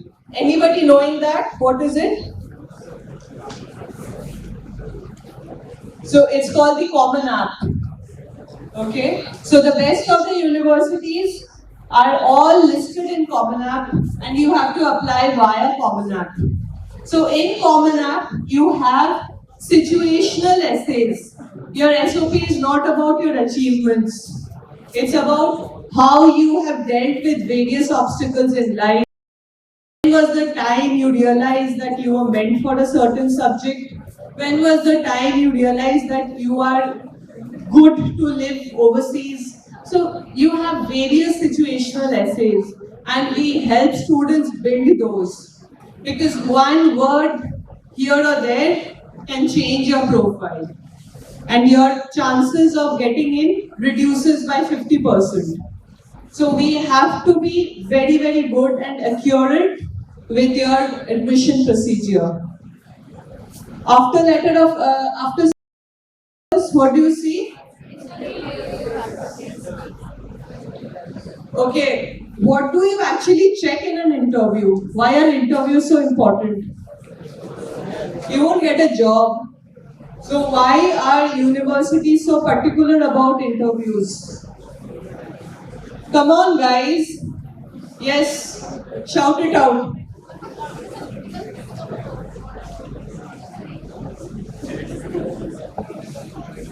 Confidence level of a person. Exactly, that's very important trait.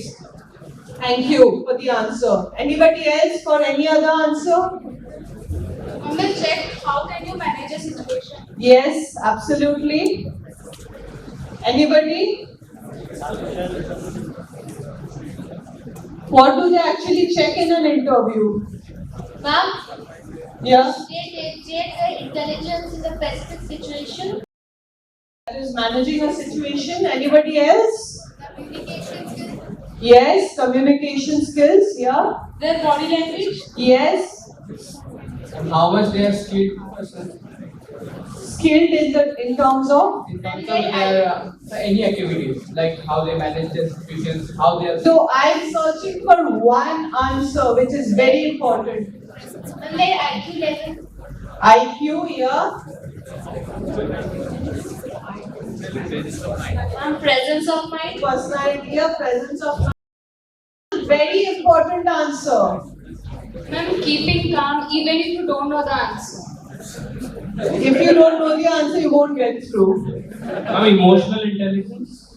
EQ, yeah, that's different. But one very important aspect. Suppose you have applied for engineering, computer science engineering, and you have been called for the interview.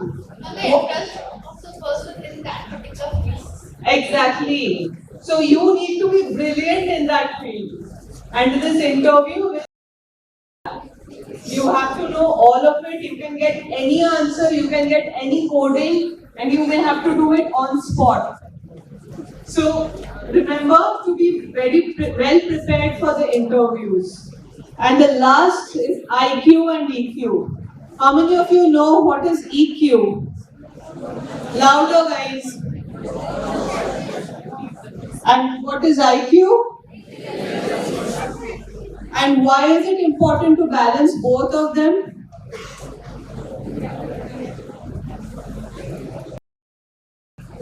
Okay, in short, if your IQ is more than your EQ, what will happen?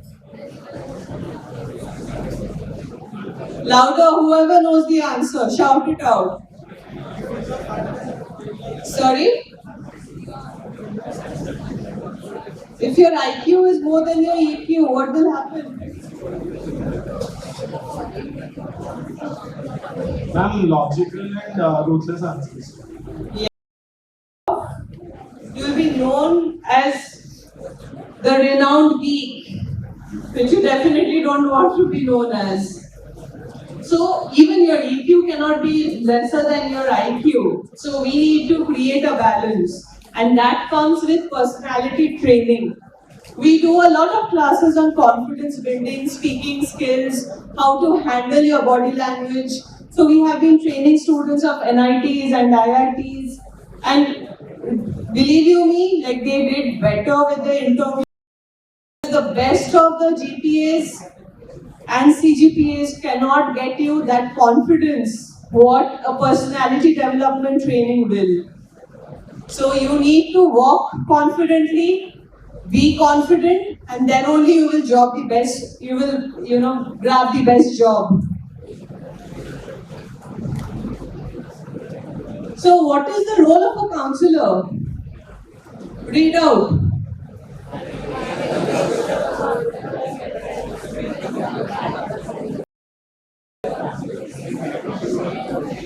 Do you believe in it?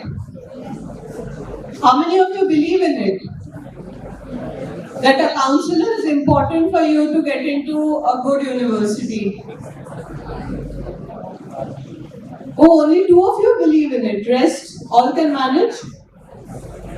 Okay, numbers are increasing. So how many of you think that you are amazing and you can manage your applications on your own?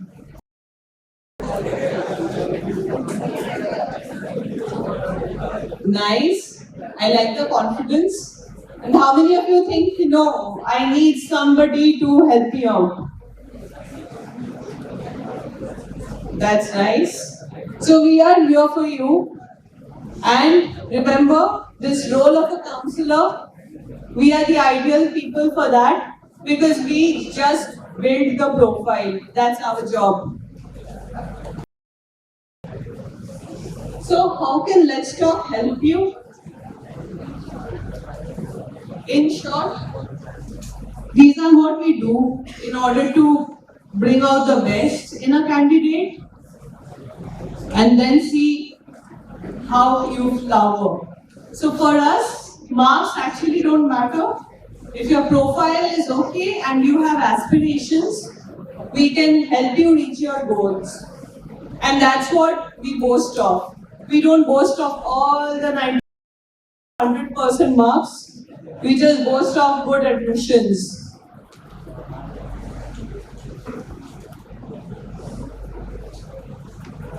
So anybody who have any question can raise your hand. Yeah?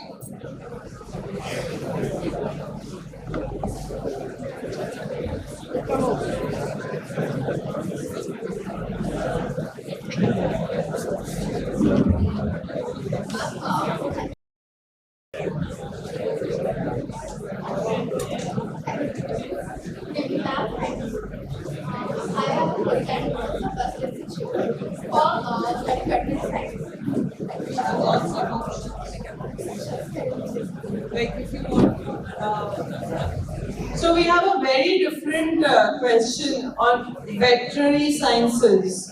How many of you are actually in that? So you must be loving animals. Remember, in UK, US, like there are equestrian houses in order to practice veterinary sciences, and they are of a very elevated level. Like huge farms are there where students are studying and they are regarded very, very well. So you have like University of Nottingham, Nottingham Trent University in the UK who are for this. Any more questions? Yeah? Shout out, guys. Hello, ma'am. My question is that how do you help? I will try to help us with the. Means you see this about Satyendra, how we are going something, or which you will see that what we are going for. For example, I am going for computer science, but I can do that maths also. So how do you help with that situations? Okay. Whenever you people come to us and you come with a thought that I want to do this, we probably will not listen to you. Because we will first see what you are good in. Okay? We have to first see what you are good in, then only we will allow you to do it.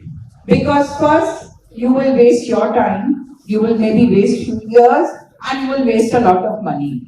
So what we have to do is, we have to sit with you and understand. And that's why when we were talking, someone was talking about veterinary sciences and Sudakshana was explaining. I said first, Sudakshana, उनको हम लोग लेके जाते हैं to the place where the veterinary science course is held. Very nice place, very huge, with all the animals and all. But the moment I entered that place and I saw what they were doing, I held my nose and I ran out. And I was looking for a perfume. What I'm trying to say is first try and understand. Okay, that was one such incident. Okay, but students who go to do medicine or students who go to do veterinary sciences obviously have to go through it. And let me tell you, all the students who we send for medicine and for veterinary sciences, for 1.5 years, unka khana pina sab ho jata hai. Because to go through that is a big thing. It's really a big thing to go through that. Similarly, if I look at students for computer science and not too good in math and all that, we definitely have to look for a way out. Okay. When we look at overseas, we have something called a foundation where we try and see that we put the students through their weak areas, develop them and then put. And after that also, if you don't improve, then that's not the course for you. Okay, so these are few things which you have to understand, and we are not going to let you do anything that does not fit your intelligence and your wish to. So we will have parents pushing us, but we will have to speak to the parents. In my 30 years in this industry, at least most of the parents have listened to us because they have realized that we have been in the industry for so long and we do understand the needs of the child. So that is the way it is. Okay? Anyone else? Yeah? I saw Sudarshana literally had to box you in your stomachs to take the to take out a yes or a no or something from you. And she was asking you whether you not had a proper breakfast. Yeah? Okay. Good afternoon, ma'am. Yeah. Yes? As we see, all the entrepreneurs are drop out from our college and then get success. Is it dropout is important for success? Okay. If I had dropped out, I would not have been a success. Okay. If the Ivy League and study there for 2 years and then drop out, and you are a person with a very good idea, probably it could happen. Thirdly, from Ivy League, in one class, there must be at least 600 students. If I look at, say, the entire batch of students from humanities, from sciences, from other courses, not even 600, maybe 1,000, people dropping out. The rest are completing their course. So if you can belong to those 2 people, very good. Otherwise, please complete your course. Okay? Yeah. So that is something you have to keep in mind. Yeah. Anyone else? So how many want to drop out? Very good. Okay. Next. Hello, ma'am. How do you know what's the right time to drop out? That you yourself Have to first join somewhere, see what is the right time to drop out and tell you. How do you realize that I'm not at the right place? You realize you are not at the right place when you are not comfortable in your skin at all.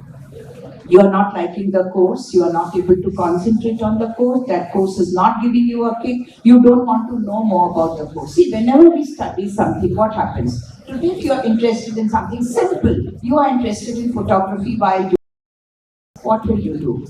You will take out time to do research and study, right?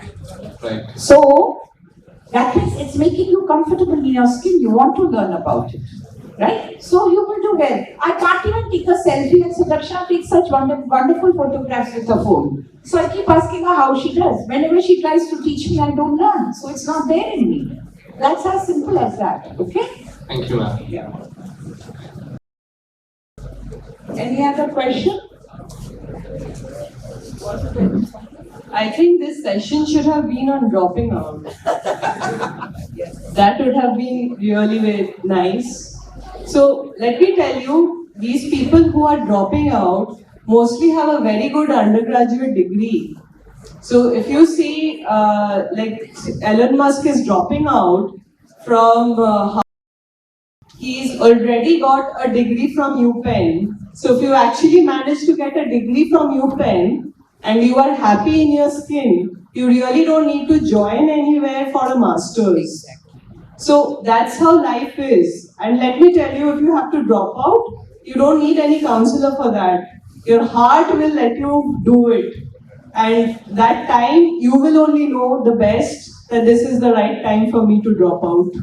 Because you would have already had a very good idea which is making you drop out. There's something out.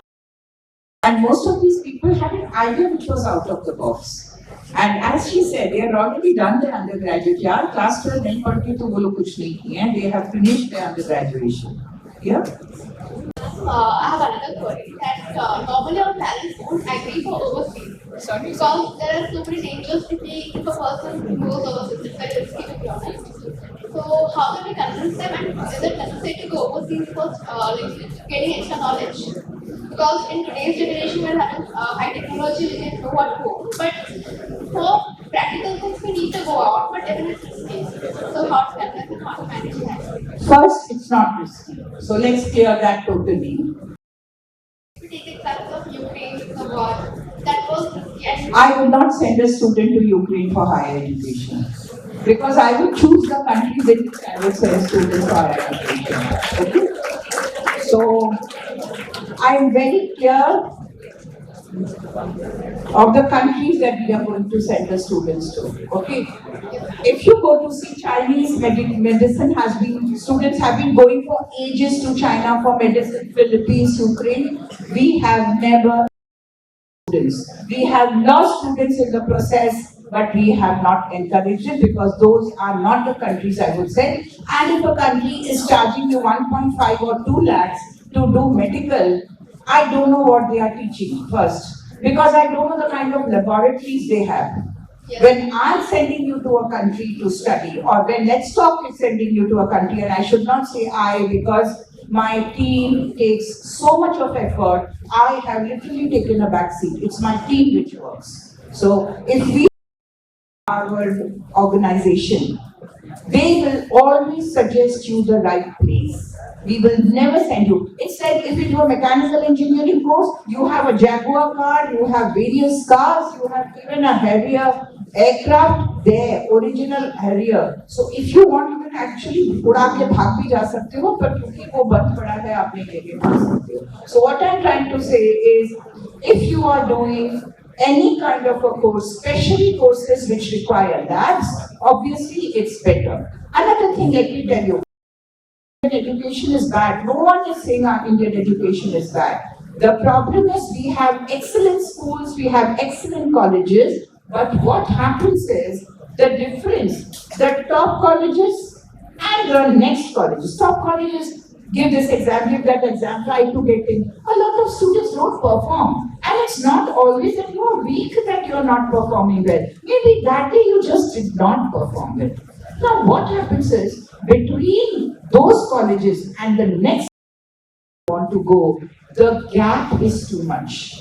Maybe fees is not less, but the labs, the facilities are not good. And nowadays everyone has those big buildings, but when you go into the lab, there's nothing. So that is where we say, if affordability is not an issue, definitely try and look at it.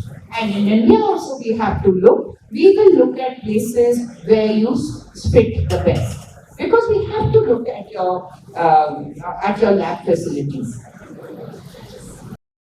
Go to see all our Indian students, whether from Ivy League or not from Ivy League, when they go to study there, because they are definitely much better than all of them. Look at the way they perform and look at the kind of jobs they ended. Like if I have to start with my students from the past 30 years, I mean, look at where they are. And they have put in effort. ऐसे नहीं होता है. You have to put in effort. So that is something that we have to look at. The undergraduation has to be serious study. Remember one thing, that is one place where you have to take care of what you are doing. And that's a place where your study, your interest, everything have to be amalgamated to come together and do it. Okay? So, finances, money, all that we will discuss later when we see, because we will then see how we can work it out. Okay? And if it doesn't work out, India, is it bad? No. We have excellent universities over here. Okay? Yeah.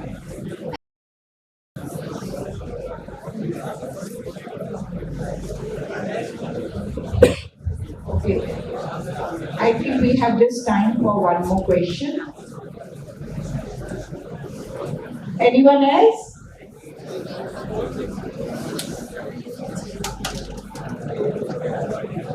Anyone?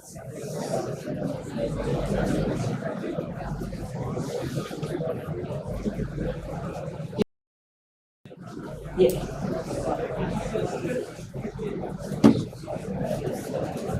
Hello, ma'am. I have a question that is it the right time? Like, can we start again, like everything, like extraordinary talents and all the different co-curricular activities? Like, we are like 16 years old now, and we have to start our graduation just after 2 years. So, is it easy? Like, I don't have so many talents and other co-curricular activities to go into like Ivy Leagues. So is it easy to start now?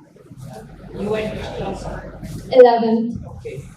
So Sudakshna, would you want to answer this question about extracurricular activities and Ivy League? She's my Ivy League specialist.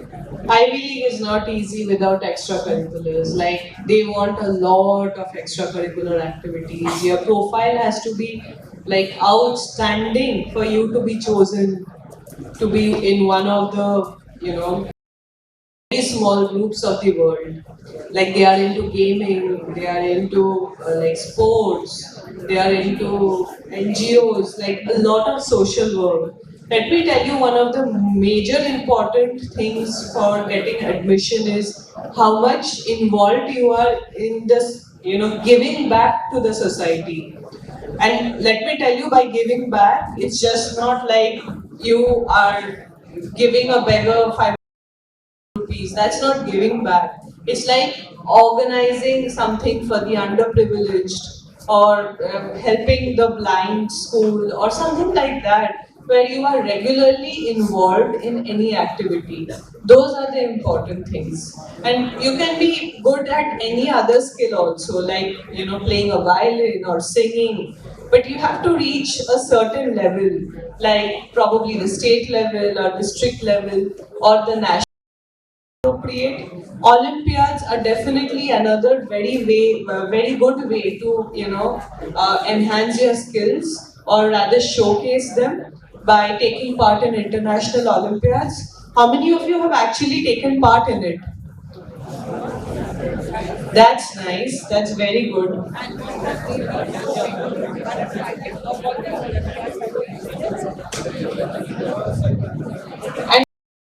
And like performed in these Olympiads.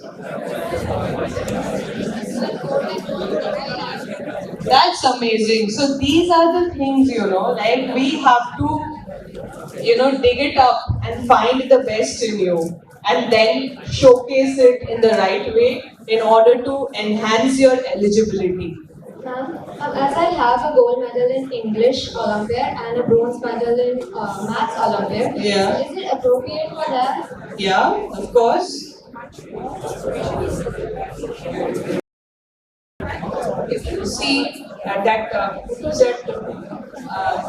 Teach India, a lot of people from Teach India have actually ended up in Harvard because of the kind of work we have done. So you have to get into these activities. During COVID, a lot of people became very active, and they kind of made reels out of it. Those got so much of importance from universities, and they have got scholarships also. So all those things really matter. Okay? Thank you, ma'am. These Ivy League universities already select extraordinary students to their universities, and the result of the students will also be an extraordinary one. Exactly. So, if I am an extraordinary person, then I could hop into any non-Ivy League university and also be successful. Exactly, that has been our point.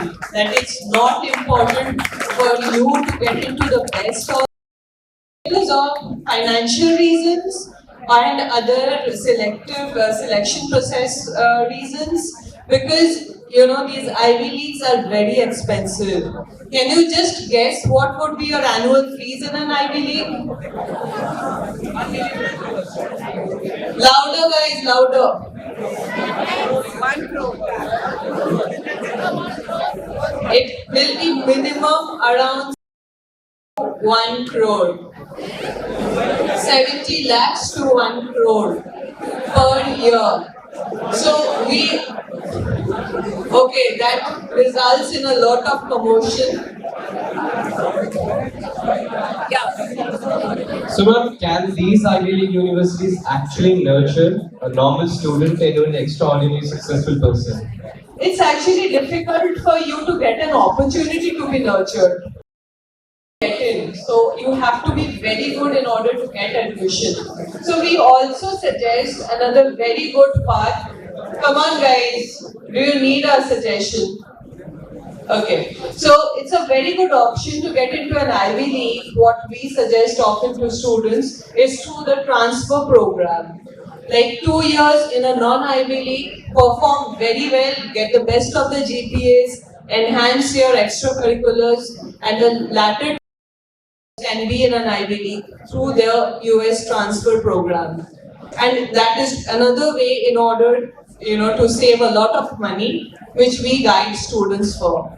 So yeah, like how many of you have actually benefited from this session?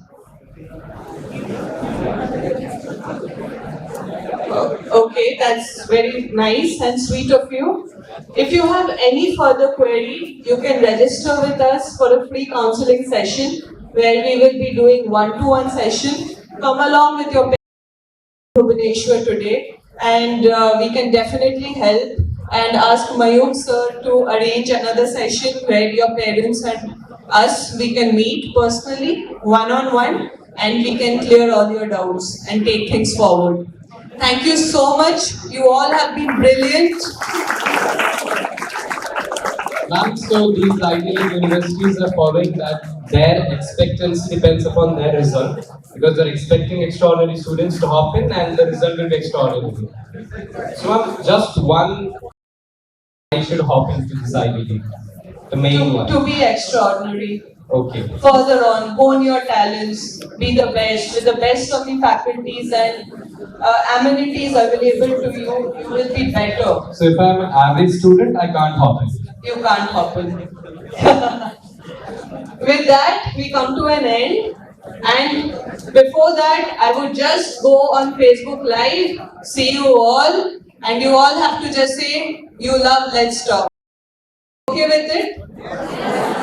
Fine, so I'm starting the live. You guys can come in front and we'll do that. It's just a small initiative to include us in our little initiative of, making us popular. Thank you so much. Well, this was indeed a very engaging and enthralling session with a lot of information for our students. I'm sure many of our students got many of their doubts and queries sorted, be it about profile building a good profile for their Ivy League universities or for any other universities for that matter, or how to develop their extracurricular activities, their information on the examinations that they need to appear, the is required to crack those examinations. All of it was shared by the team Let's Talk. Thank you so much, ma'am. Now it's time to acknowledge the presence of our guests with a small token of appreciation. May I call upon Ms. Sunita Bose and Ms. Dakshina onto the stage. I request our academic supervisor sir and principal sir to accompany them. I also request Mr. Mayur Mishra to escort the guests to the stage. Sir and madam, please. Wonderful memory of appreciating our guests. My honorable principal sir, an Uttariya and a memento as a mark of love and affection from DAV Public School, Pokharipuर.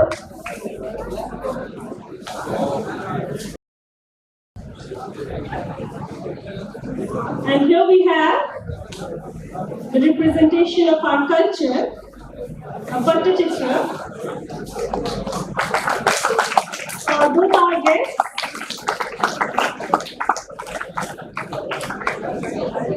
And this is the school souvenir to remember us.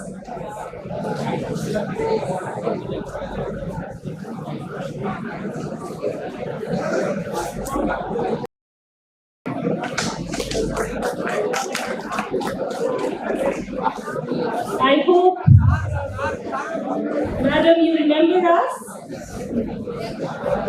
and our small endeavor of appreciation.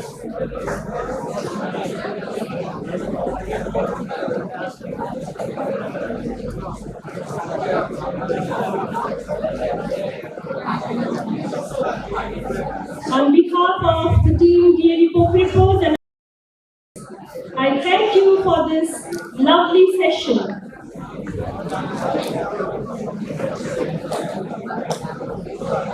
Thank you.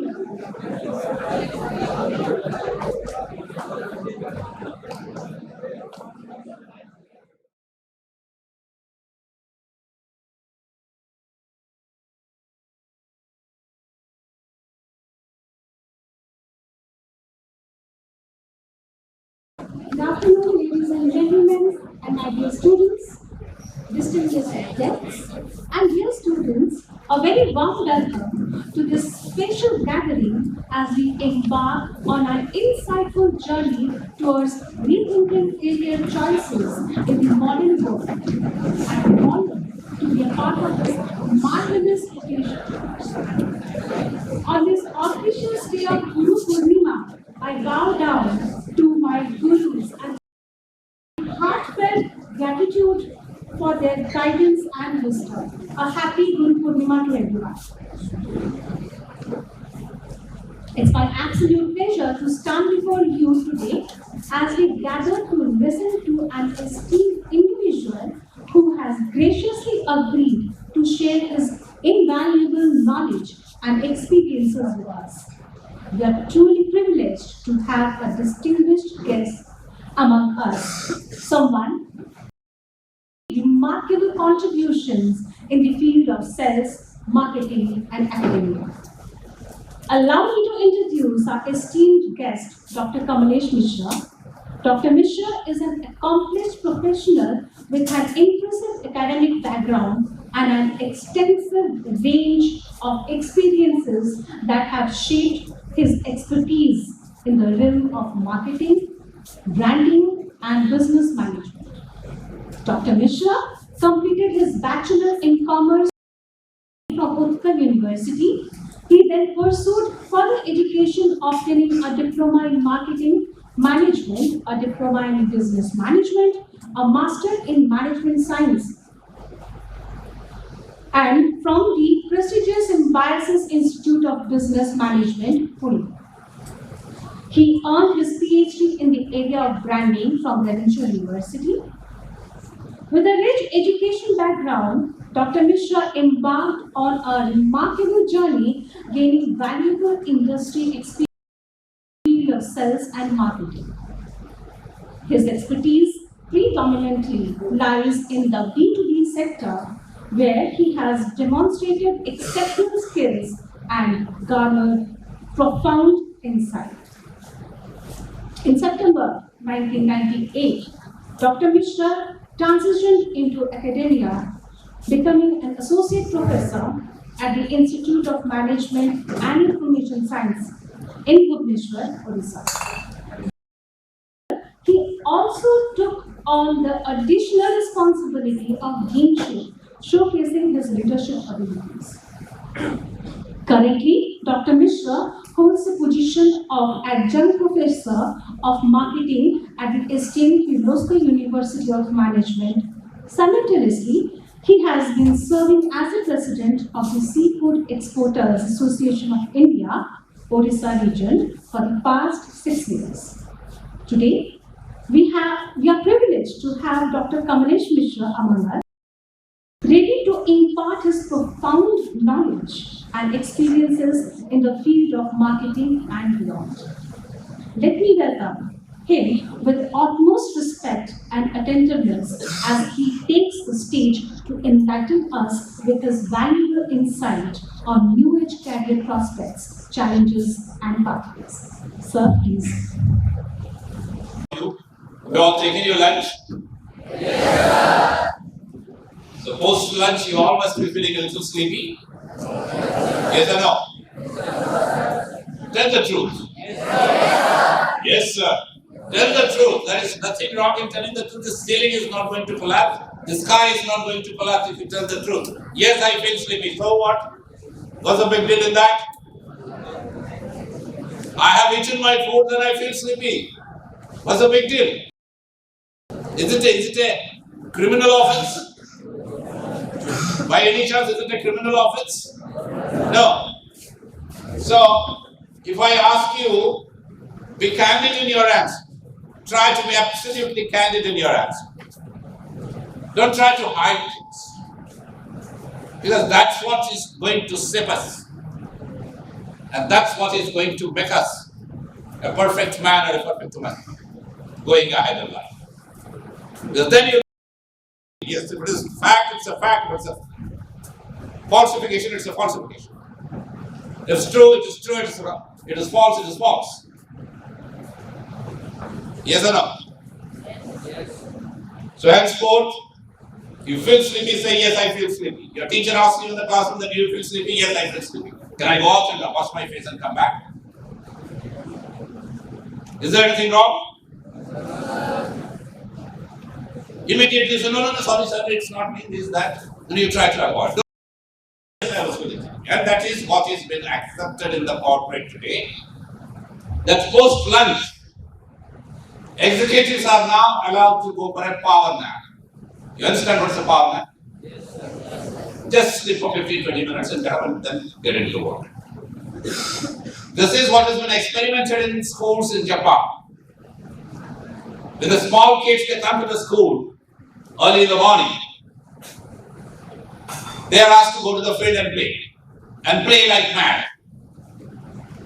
They go completely exhausted, get completely tired. And then they come back to the classroom. They come back to the classroom after taking a lovely wash. They go to the washroom, take a wash, come back to the classroom. When they come to the classroom, they are given tiffins. So they are tired, they are exhausted, they have taken a wash, they are given tiffin, and the fan is made on, then they are asked to sleep. So they sleep on the bench. And when they sleep, the teacher starts teaching. Only after all the teacher starts teaching. And after the class gets over, they are meant to get up. So they get up, and again the same subject is repeated. And the reception is fantastic. Because when they are sleeping, there is a subconscious training going on in the mind. So it's not that it was not there with us. It was all there with us. We followed something. We followed the academic pattern because all said and done, it is in a way, though it has benefited the country in a big way, but it is not that we were not having the original knowledge in our country. We were having all those stuffs. We have given such brilliant inputs to the world of knowledge.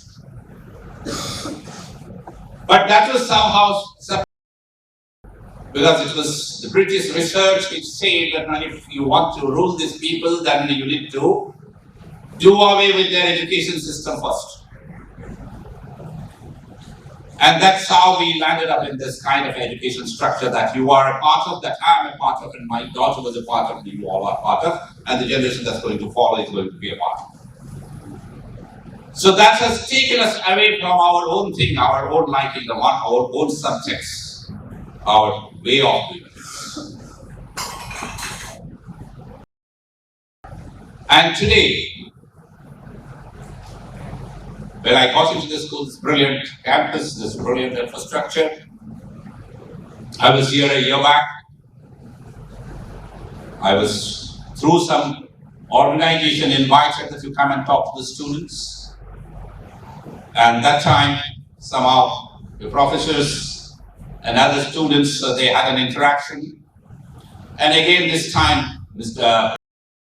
Rao, who teaches English, I believe, he gave me a ring and said, no, he's been in touch with me since then, and he gave me a ring and told, sir, will you be able to come down and talk to the students? I said, that's always a pleasure, talking to the students. So that's the reason I say this, and I'm here again in front of all of you. So it's about career. It's a talk about career, it's a talk about so many new fields that's evolved. And it's about entrepreneurship, if I can speak something about it. So it's a whole lot of thinking. And if I really speak about all of them, then it will take not less than 4 to 5 hours, maybe more than that. And by that time, your minds will start gradually closing down. It will not receive anything. It's just because of your pressure that is coming from the teachers that you have to sit straight, listen. So you're sitting straight, listen.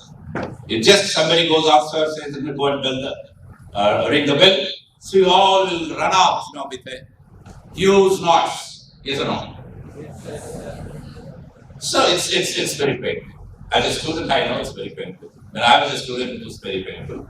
Coming in the morning, sitting till afternoon, and then going back, It's very painful. So, but fact remains, to get something in life, you have to go through a painful path. But how far, how individually, how personally you have selected that painful path is more important. When you select the painful path for your career, you pursue it in spite of the pain persistently. When somebody else pressurizes you and selects a career for you and tells you that this is what you have to become, you force yourself and get into a state of frustration gradually, and that starts creeping into you gradually. That frustration starts creeping into you. So honestly, please raise your hands. How many of you really like coming to the school?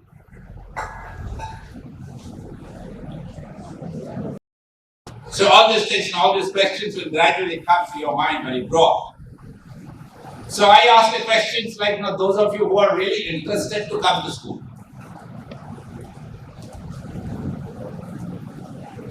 Slowly looking at the friends now, whether I should raise my hand or not raise my hand, then I am raising that. I want honestly, then you are seriously interested to come to school? You get up in the morning and tell your parents that I want to go to school, please prepare me, get me ready. You do that? Honestly tell me, honestly, no. Honestly. You honestly feel like that?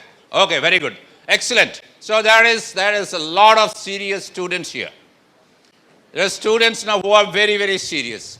And there are a couple of students who didn't raise their hand, they are really not interested to come to the school. I am with all of you. Those of you who are not interested to come to the school, I am really with you. Why I am with you? Sorry? Because I was not going to this school. That's the reason I am with you, and that's the reason I appreciate you. When you don't want to come to school and you get a chance, your parents allow you, then okay, stay back. You don't want to go to school today, don't go. What do you feel like doing? What do you feel like doing? Sorry? One by one of you can tell me. Yeah? What do you feel like doing at home? You feel like doing something or sleeping? No, that's the easy escape. That's an easy escape. There must be some reason, some area, something you must be interested to pursue when you are allowed by the parents that, okay, you don't go to the school today. You must be having something. Why am I telling you this is very, very important? Because that is where you will find what is your interest area. The school doesn't interest you. It doesn't pull you. You don't feel like getting up in the morning and feel like coming to the school. But you feel like doing something else. So what is that? And try to find out how worthwhile it is.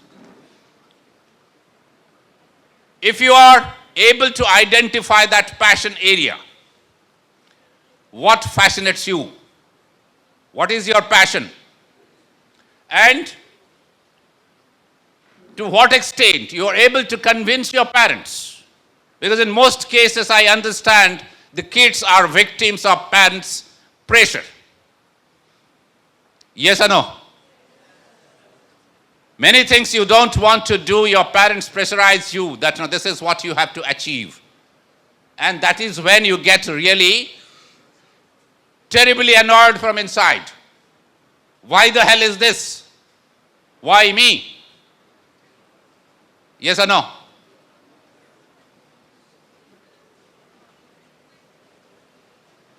Is it making sense to the students at the last bench? Are you able to listen to me?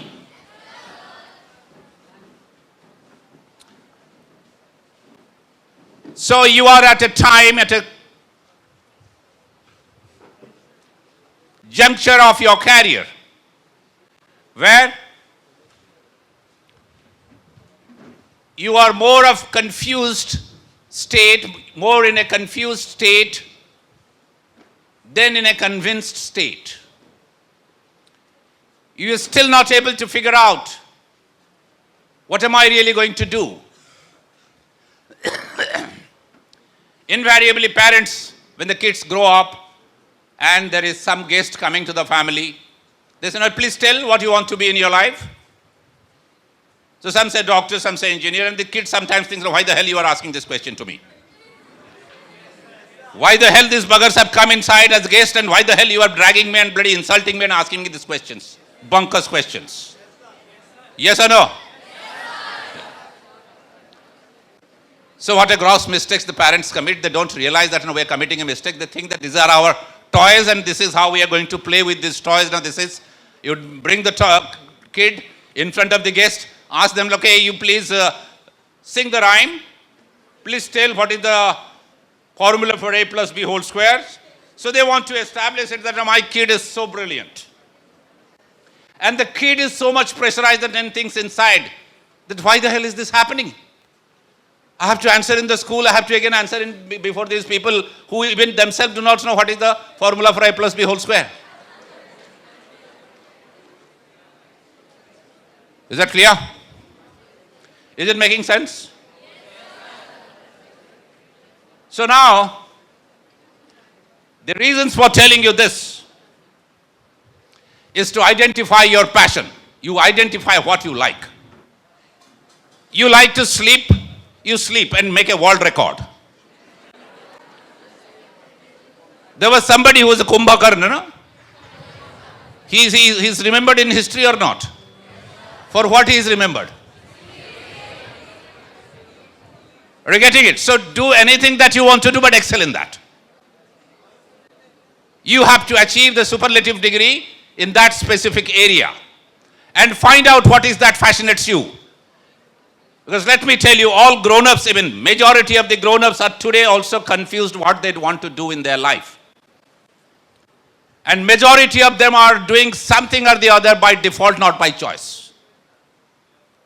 You go around and carry out a survey in most of the offices and ask those offices that, are you really serious when you are studying? You were thinking that you will be landing up in this kind of a job?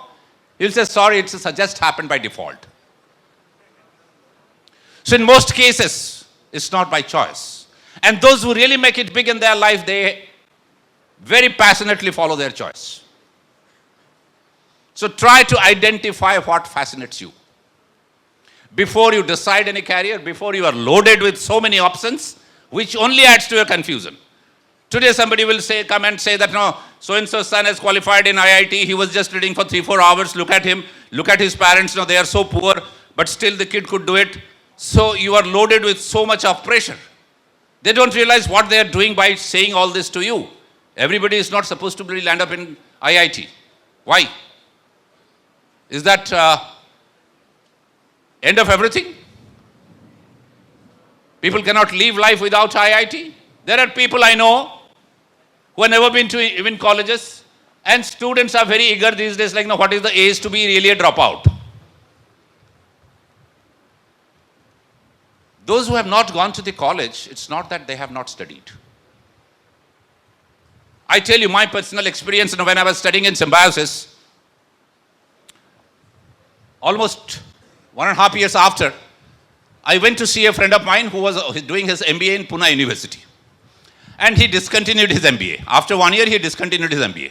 He didn't come to the institute, he didn't show his face. So I thought, what's gone wrong with this guy? So went to see that friend of mine. So when I went to see that friend of mine, I met another gentleman who was putting up a video cassette factory. These days, you don't see a video cassette. Those days, there used to be a big box, black box, and it used to be a video cassette. You put it into a VCR or VCP, and you used to play that. So I met that guy, and he came and asked me that, I have heard a lot about you from Ranjit, and can you carry out a market study for me? I said, what market study you want? No, I want to know, like, where, what is, in what segment, what is the requirement for this product? He was looking and he was speaking like a very seasoned business guy. So I asked him, like, what's your background? Are you an electronics engineer? He said, no. I said, then you have done your MBA or something? You're putting up a video cassette factory. Have you done anything? He said, no, I'm just a matriculate. I'm not even a graduate. I said, then how come you are getting into this? He said, no, my brother, he qualified automobile engineering. He completed his automobile engineering. He came back and asked my father that let us buy some pickup vans and I will manage it. Being an engineer, I will manage it, I will run it. But soon after the vehicles came, he got a job in VRD, that is Vehicle Research Development Enterprise. So that's the Government of India job. So he joined there and there was nobody to manage the vehicles. So that time I just completed my 12th and I was asked to manage the vehicle. So I made it from one, I made it about 5 vehicles. And that time I have driven. And all this, he was saying this in English.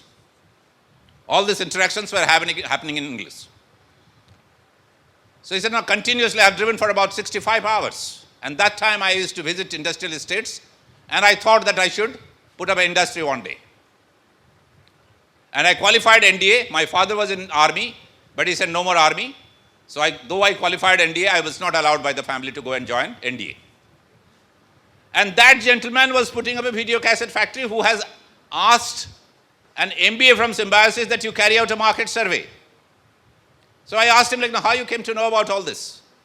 Market survey, then you are saying that, no, there has to be the target segments that has to be defined, the questionnaire has to be prepared, there has to be open-ended questions, there has to be close-ended questions. Now, how you know all this? He said, I've read Kotler. So for him to know the world of knowledge is so pervasive, you can know it. But that is where the interest is paramount. If you have the interest, it is a structured learning, it is a disciplined learning for which we come to the school, we read for 9 to 5, whatever time span is given, defined. So we come into that and it is a structured way we learn. And human beings, for that matter, any living being, is never interested to be imprisoned, to be in 4 walls. They want freedom. So when you are brought into this, you naturally don't like it. All said and done, you will say that, yes, I like it, I will not agree to it. Whether it is somewhere, sometime, must be having a dissatisfaction. What the hell is this happening? Every day, get up in the morning, get ready, go to the school, do this, do that, and all this task and all that. So that's there very much, because that is very much natural to all of us. But you all know, when we talk about career, what for we talk about a career? What's the reason? I'd like to listen it from you. What is the reason why you want to choose a career, select a career, go for a career, decide a career? Why you do that? What is the reason why we want to go for a career? Yeah? To earn money. To earn money. So the objective is, you are to be conditioned mentally from this tender age. That get ready to earn money. And how to earn money? By becoming an engineer, by becoming a doctor? Yes or no? Only those are the people who earn money in this country. Doctor, engineer, chartered accountants, MBAs and all this. Yes or no? So who are the people who earn money in true sense? Sorry? Satisfaction. Okay, satisfaction. So what is that satisfaction? What is satisfaction? Tell me, when you will be satisfied? What gives you satisfaction? Yeah, follow your passion. Okay. Follow your passion, earn money, have a comfortable life, and feel satisfied. Isn't it? Follow your passion, earn money, do good for the world and see that others are smiling. Will that give you satisfaction or delight? So, should we live for ourselves alone or we should live for others? We should live for others. So going ahead in life, that will gradually creep in. That, what the hell am I doing? Every day I'm getting up, going to the office, and at the end of the month I'm getting a pay packet and I'm after my kids that you do this, and what is my parents were doing, that's what I'm doing. And then I find so many wretched people on the road. When I go, I find a poor fellow, I find a beggar, I find a sick person, sick old man. And I feel sorry, I'm not able to do anything for them. I live my life. I live it comfortably. If there is something wrong in my life, I cannot compromise with that. And what kind of a difficult life this person must be living. So where that human element is vanishing. Why that human element is vanishing? Because of the rat race. Because of the very rat race that we are trained that you have to be a part of this rat race and you have to run the race like a rat.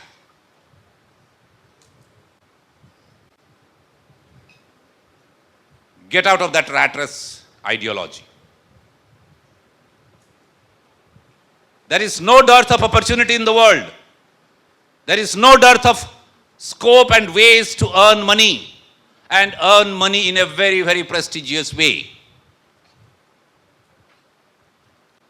Once one of the professors, he told me, one of the big guys, I don't want to name him, is the founder of one of the very prominent academic institutions in our state. So he told me that you always talk so blunt, you are not trying to be a professional. In one of the occasions, we met, we are good friends, we are of the same batch. So he said, you're not trying to be, never trying to be like a professional, you always speak so blunt, and people, that's the reason many people don't like you, because you say it on the face. I said, that's what I have lived with for last 60 years, with my gray hair. I'm almost approaching age of 60 now. So I can't change myself. And when you say profession, what is the very first profession on earth? Can anybody answer? What is the very first profession on earth? Yeah? Yeah? Hunting is the first profession? No. That is the vocation. That's not the profession. What is the first profession? Yeah? Farmers. No, they are not professionals. You need to understand what is a professional. Yeah? Food gathering. It's not a profession. Yeah? To be a good human being. So many brilliant answers, so many beautiful answers. So thank you very much for trying it. But the first profession on earth, you will all be surprised to know, the first profession on earth is prostitution. Nothing to laugh about it. Nothing to laugh about it, because when you are selling your expertise and you are paid for that, that is where you become a professional. You go to a doctor because he sells his expertise and gets paid for that, that is why he is a professional. And we want to become a professional. He said, no, I asked him, do you know what is the first profession on earth? He was confused. So when you are utilizing your expertise and selling your expertise and earning money and sustaining yourself, you claim yourself to be a professional. That is why there's a professional actor, professional artist, because they act to earn out of it. Professional engineer, because they do the engineering to earn out of it. Professional doctor, professionally I'm a doctor. That means my profession is to do treatment of patients and get paid by that. Is that clear? Otherwise you become a charity, you do a charity. I'm a doctor, I do charity, I don't charge for anything. I treat patients free of cost. So you're doing charity, you're not a professional doctor. You do some other profession. Is that clear to all of you? So when we say that we want to become a professional, so we need to identify what is that profession that will keep us happy. And that will in turn create other professionals who will excel me. I will not be worried, I will not be disturbed when they are going to excel me. I will be rather happy and I will be creating that band of professionals who will be excelling me and doing much better in their life than me. That should be the orientation. It is not the rat race. Now we are given the rat race. Now if we are able to qualify an exam, we think that we are champion, the others are all buffoons. No. It is basically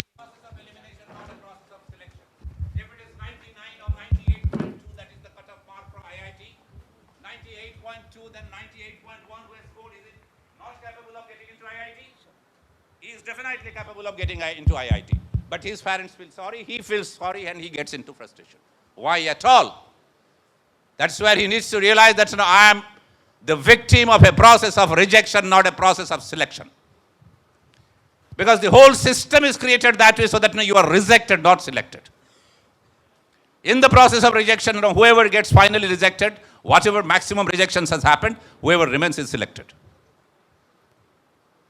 Is that clear? So I am interacting with so many professionals so far in my life, and I understand that I have seen people who have not qualified those exams in life, but they are much ahead of the people, those who have qualified and become people of position.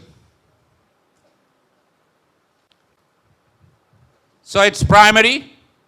First of all, identify what fascinates you. What is that you like? Tell it clearly to your parents. I know a doctor, his son was pressurized. He was forced that you appear for medical. Both parents are doctors. Mother and father both are doctors, and they pressurized the son that you get into medical, get into medical. So finally he qualified, got into medical, and from the college he wrote that I am not happy at all here. I want to leave this course. I want to be a pilot. Then he was further pressurized. So finally he completed 5 years of his medical course, or 4 years or 5 years of medical course. He is just recently passed out. And now he's telling his parents that you had promised me after I do my MBBS, I will go for flying aeroplanes. So I will now pursue to become a pilot. I don't want to be a doctor. So 5 years, wastage of a seat, pressurized by the parents. Why this?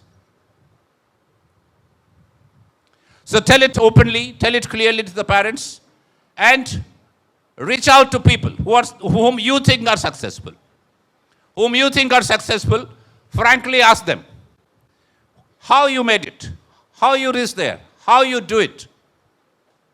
Don't shy away. Never ever shy away. Because if you ask a question and it goes wrong, the sky is not going to fall. And you learn from your mistakes. If you are interested to learn, commit mistakes, dare to commit mistakes. And when you commit mistakes, you learn from your mistakes. Is that clear? So you all are very, very unique individuals. First identify, first realize and internalize this fact that God has created you so very uniquely. There is no second individual who is matching your fingerprints, who is matching your voice, who is matching your height, who is matching your personality, who is matching your communication skill. All that is there with you is not matching with anybody else in the world. So God has created you so very uniquely. And you are a single piece. A unique single piece. And God has created you so uniquely. You have never realized. You go on depreciating your own self, disliking your own self. How often you have given a pat to yourself? How often you have given a pat to yourself? Have you ever done that? If you commit a mistake in the class, the teacher snubs you, the teacher tells you, no, you do not know this, no, you are grown up. You feel sorry, you feel shy. You never go back and say that, no, well, this time I have committed a mistake, well done. Nothing to worry about. Get prepared next time and come back and you can answer it. Have you done it ever? Do that. Now start liking yourself before you like the world. And if you don't like yourself, the world is not going to like you. So start liking yourself. That's the first thing that you need to learn, that you need to like yourself. You need to love yourself. You must have heard this being said by your mother quite often. Mo dhana pari kahi nahi, mo suna pari kahi nahi. Yes or no? Your mother has told it several times, but you have never internalized it. You never thought that, I am that unique. Nothing matches. And when God has created you so very uniquely, internalize that and try to establish that in the world that yes, I am really created so uniquely by God. And for that, you have got so many options, so many ways out, so many means to achieve that. Is that clear? So I was asked to speak a bit on entrepreneurship. Those of you who have any confusion, I'm not going to speak to you about this artificial intelligence, then blockchain, then your analytics, data analytics and all that. So these are part of the things. These are part of the things. I know people who are IIT qualified. One of the persons, he's no more there. His name is Baidar, BP Baidar. He was from Sambalpur. He was working for one of the companies. All of you must have heard the name of that company. The company's name is Finolex. Have you heard the name of a company called Finolex? You have heard the name of a company called Finolex. What they do? Pipes they make. Now, who said pipes? Oh, very good. Excellent. This is how you keep your eyes and ears open and you'll know things. Just information. These are information. These are not great knowledge. This is absolute information. So just have information. Finolex, what they do? Just cross-check. Finolex, what this name is all about. So cross-check and you find out. And then somehow it gets into your mind. You don't need to mug it up. So the promoters of Finolex were two Chhavria brothers. P.P. Chhavria and K.P. Chhavria. Both were under matrix. I am not telling you that you drop out from school. Both were under matrix. But an IITian was working for them. And the IITian had designed the factory in consultation with P.P. Chhavria, who was the chairman of the company. And they created the factory, the plastic pipes factory. When they had only 70 employees in the factory, their turnover was 80 crores. So per head, the turnover revenue that was coming into the factory was 80 crore. This I'm talking about way back in 84, 85. Today they are a big conglomerate, the big group. They have airlines, they have synthetic resin plants, they have electrical products, they have so many products. They have wares and all, so they are into so many products now. And this IITian, he told me that look at my chairman. This is my story when I was studying in symbiosis. I used to go and meet this IITian, Mr. Boydar, who was the general manager, mechanical or technical in the factory. So he used to tell me like, no, this entire plant is set up by me. I have done all this. And look at me, I drive a Maruti 800. Look at my chairman, he drives a Mercedes-Benz and he's not been a matriculate. And he said that he is so intelligent, being so practical, so intelligent. Now we are thinking of putting up a synthetic resin plant in Patalganga near Goa. And there is a German consultant who has been hired for this. The German consultant came with all the blueprint and everything. He was explaining it to P.P. Chhavria that this is how it's to be done. The P.P. Chhavria asked certain other way out, that why don't you try it this way? So Germans, they are very rigid about their technology. They said, no, it's not possible. He said, no, you go back and you try this. If it is possible, get back to me. And they went back, they reworked on that. They said, no, whatever you are suggesting, it is possible. So you need to have that strong logical thinking, very, very strong logical thinking. And that is very much present with everyone. And that's only possible when you nourish yourself, when you start thinking, when you start putting pressure in your mind. Yeah, gentlemen, you're doing something there? You're doing something there? What are you doing? What is that? You're doing pencil. Yeah? Pen. What are you doing with the pen? No, you're doing something. Tell me frankly, there's no problem. There will be no punishment for you. Then don't worry about it. What are you doing? You're doing something intelligent. Tell me. I have been teaching students and I have been teaching MBA students for such a long time. I understand how they fiddle with in the classroom. And tell me, what are you doing? Okay, you're taking the pen from the pouch. The pen was finding it so difficult to get out of the pouch, and he was helping the pen to come out of the pouch.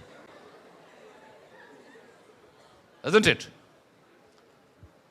So, you can write a quote of mine, my own quotation, which I wrote almost 20 years back when I was working in corporates. One afternoon, I was sitting in my office. One of the sales guys, he came and he was very annoyed. I was heading the branch. He was very annoyed and he started talking very rough. He said, sir, you are not very serious about sales. No, you are not going to the field. You are not talking to the customer. If you just go once and talk to the customer, the order will be finalized. You are sitting in the office every time you are sending us, and he is telling that, okay, we will decide it. We will decide, and he is deferring it. So I got a little pissed off, and I said, no, then why you are hired by the company, why you should be given a salary every month? If everything I have to do, I have to go, I have to finalize with the customer, why you are paid salary? Then I looked at his face and I found that he was very tired, spending a hot summer day. He has come back to the office. And I asked him, like, have you taken your lunch? He said, no. I said, no, go and have a wash, take your lunch, then we'll discuss. So he went for the lunch. And that is the time when this very quotation I wrote, if you want, you can write it down.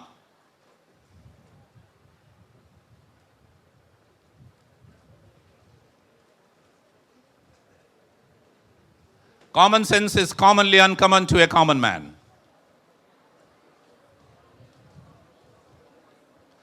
Common sense is commonly uncommon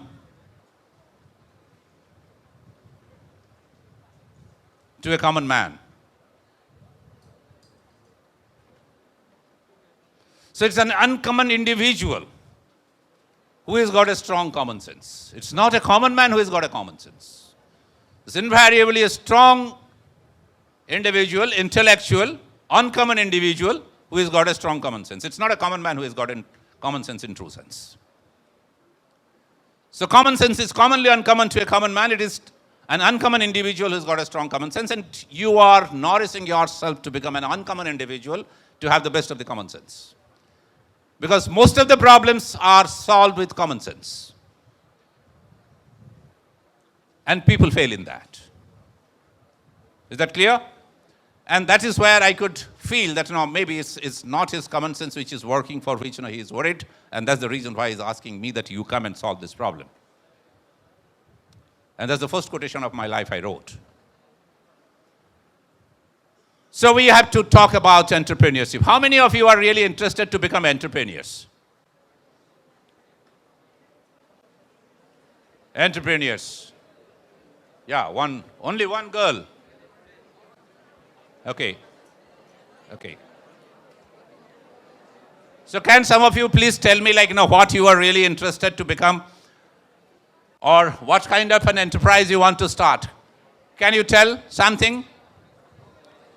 Those of you who are interested in becoming entrepreneur, can you tell me? Mobile phone? Manufacturing. You want to manufacture mobile phone. Okay. Come here. Come here. Come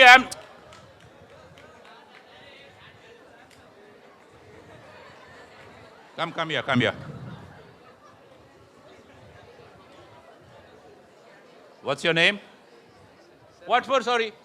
You want to manufacture a mobile phone in your life? Fine, wonderful. What's that? Why you feel sorry? Why you feel sorry? Sir, I thought I was talking, you called me such. No. You want to manufacture mobile phone? No? Yeah, fine, perfect. No, I didn't call you for any other reason. So look at this gentleman. Look at the young boy, very young boy, who has got an aspiration to manufacture mobile phones in life. When he goes ahead in life, he will be manufacturing mobile phones. How strongly you are tracking it? Are you tracking what is the changes happening in mobile phones? What is the latest version of mobile phone coming? Sir, iPhone 15. iPhone 50. Anything beyond that? Anything beyond that he doesn't know. Fine. No. Create my own company, sir. He will create his own company. Please go and take your seat. Thank you. So he is going to create his own company and he is going to manufacture mobile phones. So now one thing I will ask you, when are you going to start it? Post-graduation, after graduation, you are going to start your own manufacturing company. You want to do some engineering? You want to do some engineering. And after that, you want to start your own mobile manufacturing company. Excellent. So those of you who are interested to become entrepreneurs, it has no time limit. You know now there is a guy who is assisting Ratan Tata as the general manager. What he has done? What he has done? He has found out some solution for elderly people. And that's the reason which was spotted by Ratan Tata. And now he is assisting Ratan Tata as the general manager. A very young guy of your age. So is there an age limit now to start something? So you can start it anytime. But let me tell you one thing which is very, very important if you are interested to become an entrepreneur.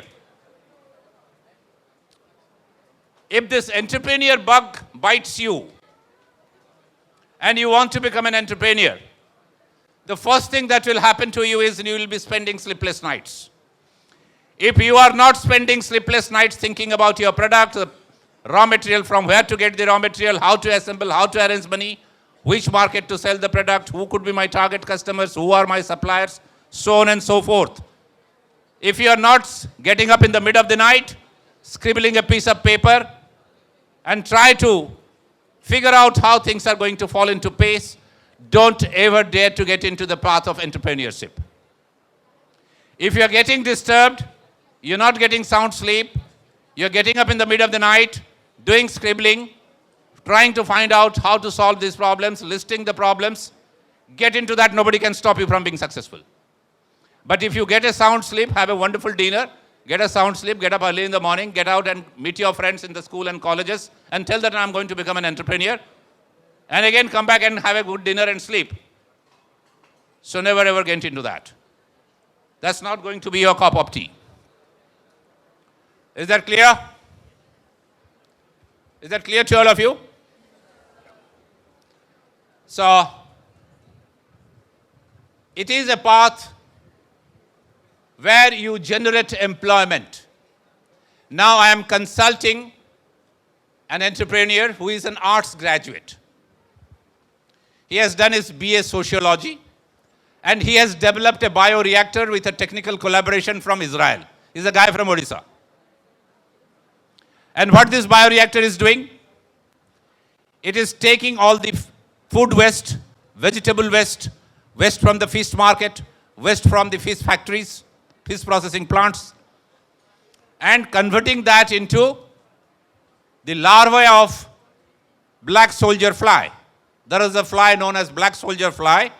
They put the egg of these flies in the trash that they collect from municipality, and in the crate inside the reactor, bioreactor, they put the egg in these crates where the trash is kept, and in 7 days' time, the larva is ready.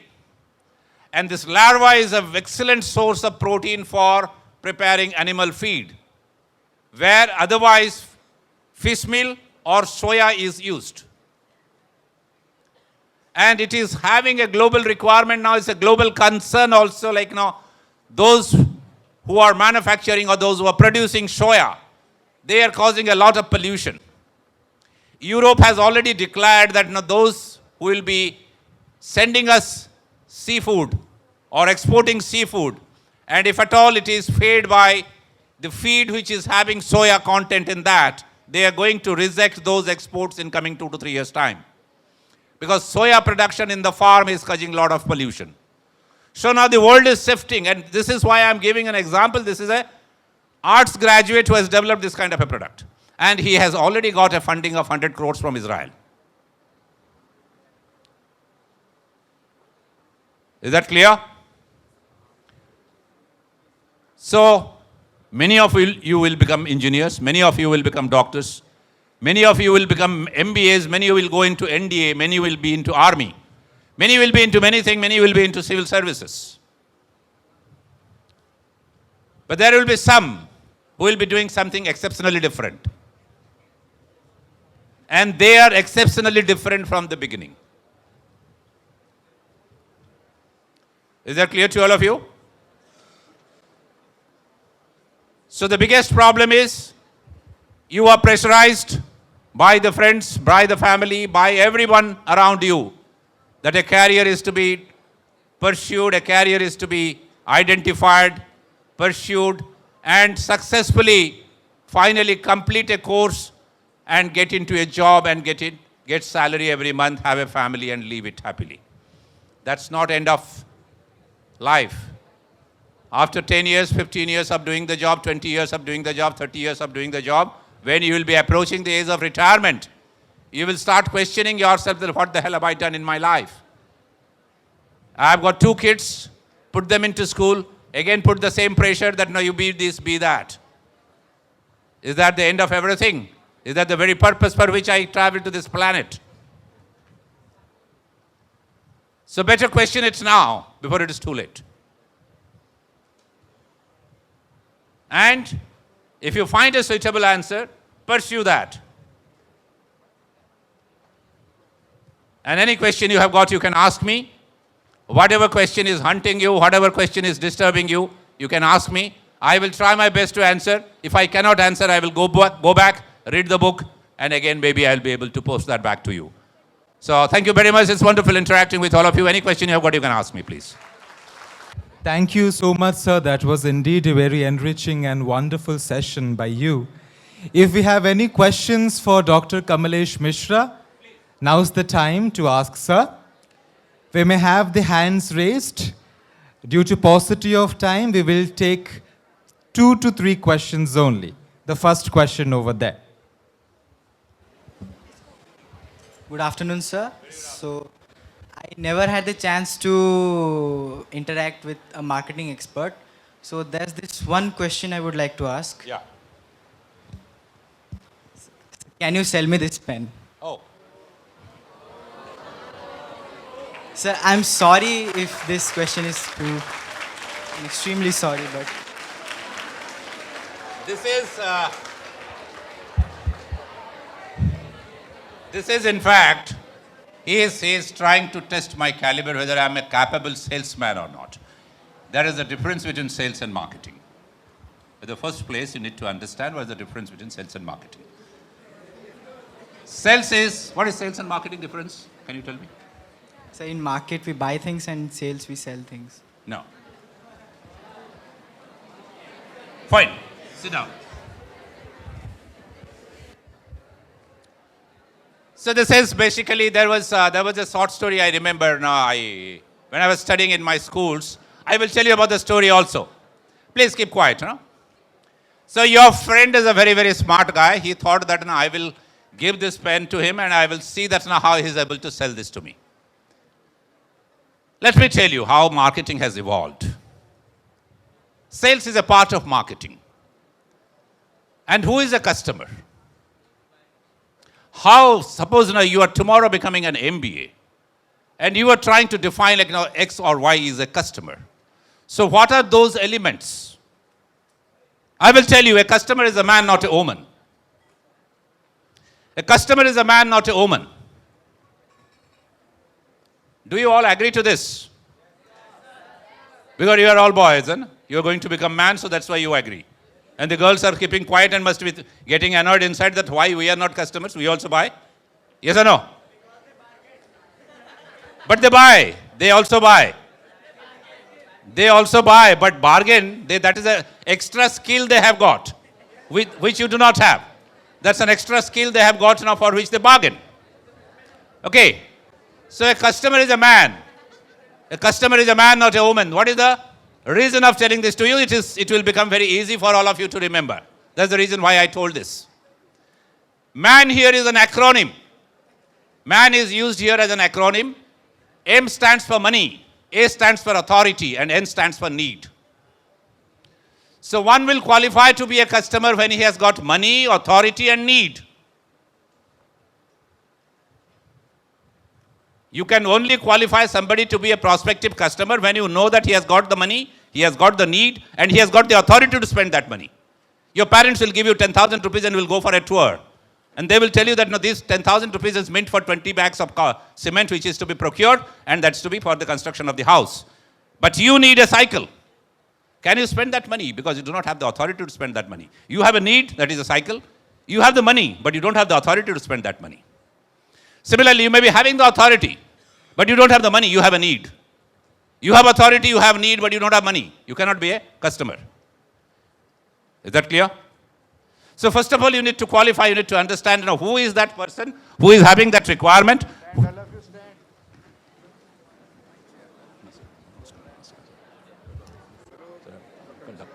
I'm fine, sir. How are you?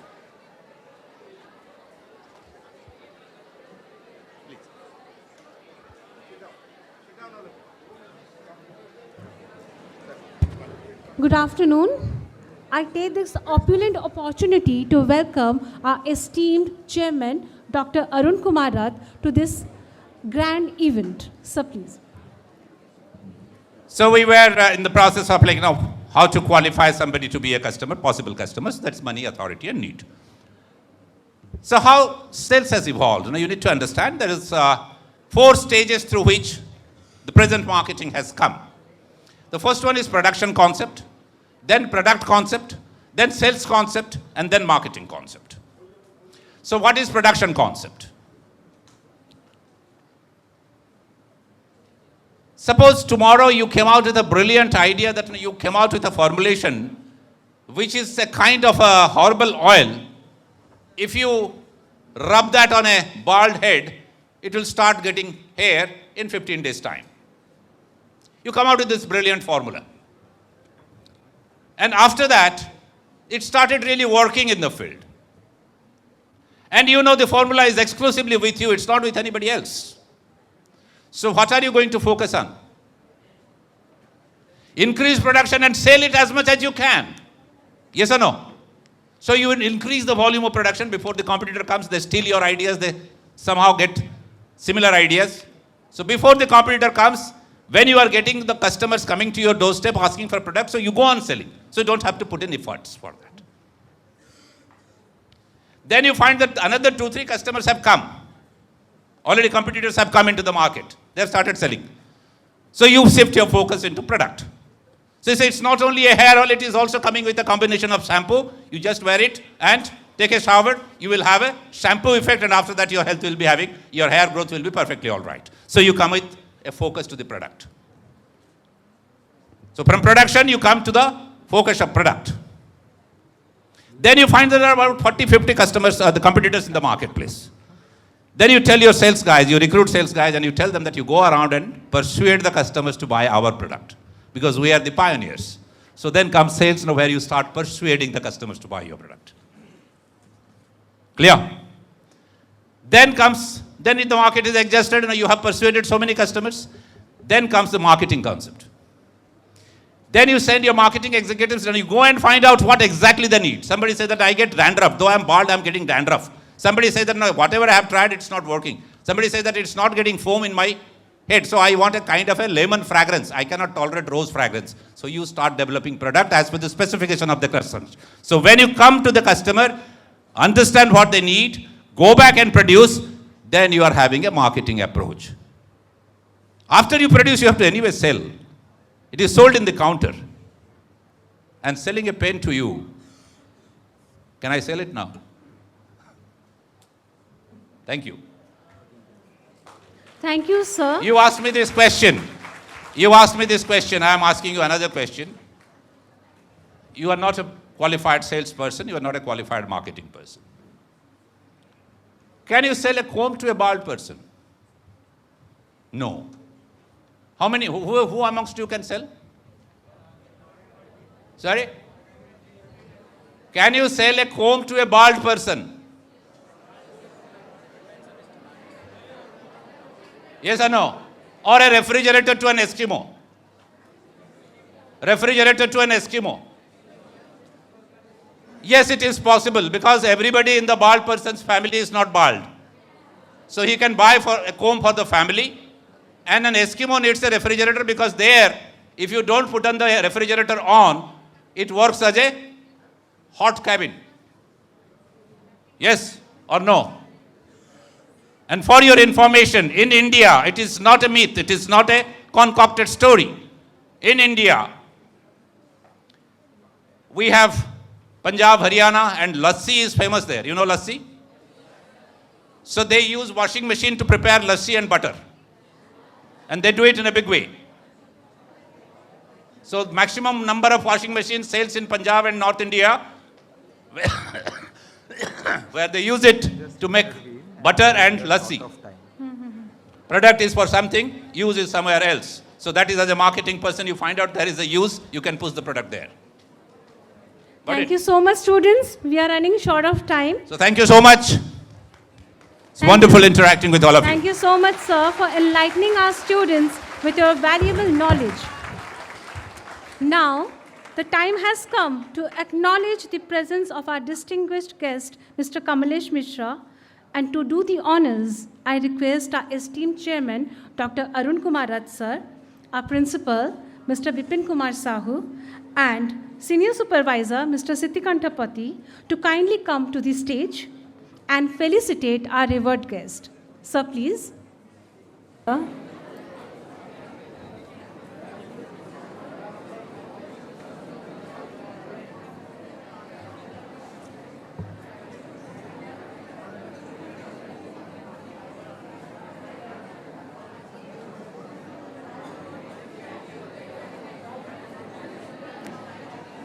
Mr. Mishra is being felicitated with an Uttariya, which symbolizes a token of our reverence, a Patachitra, which epitomizes our culture and tradition. A big round of applause, students.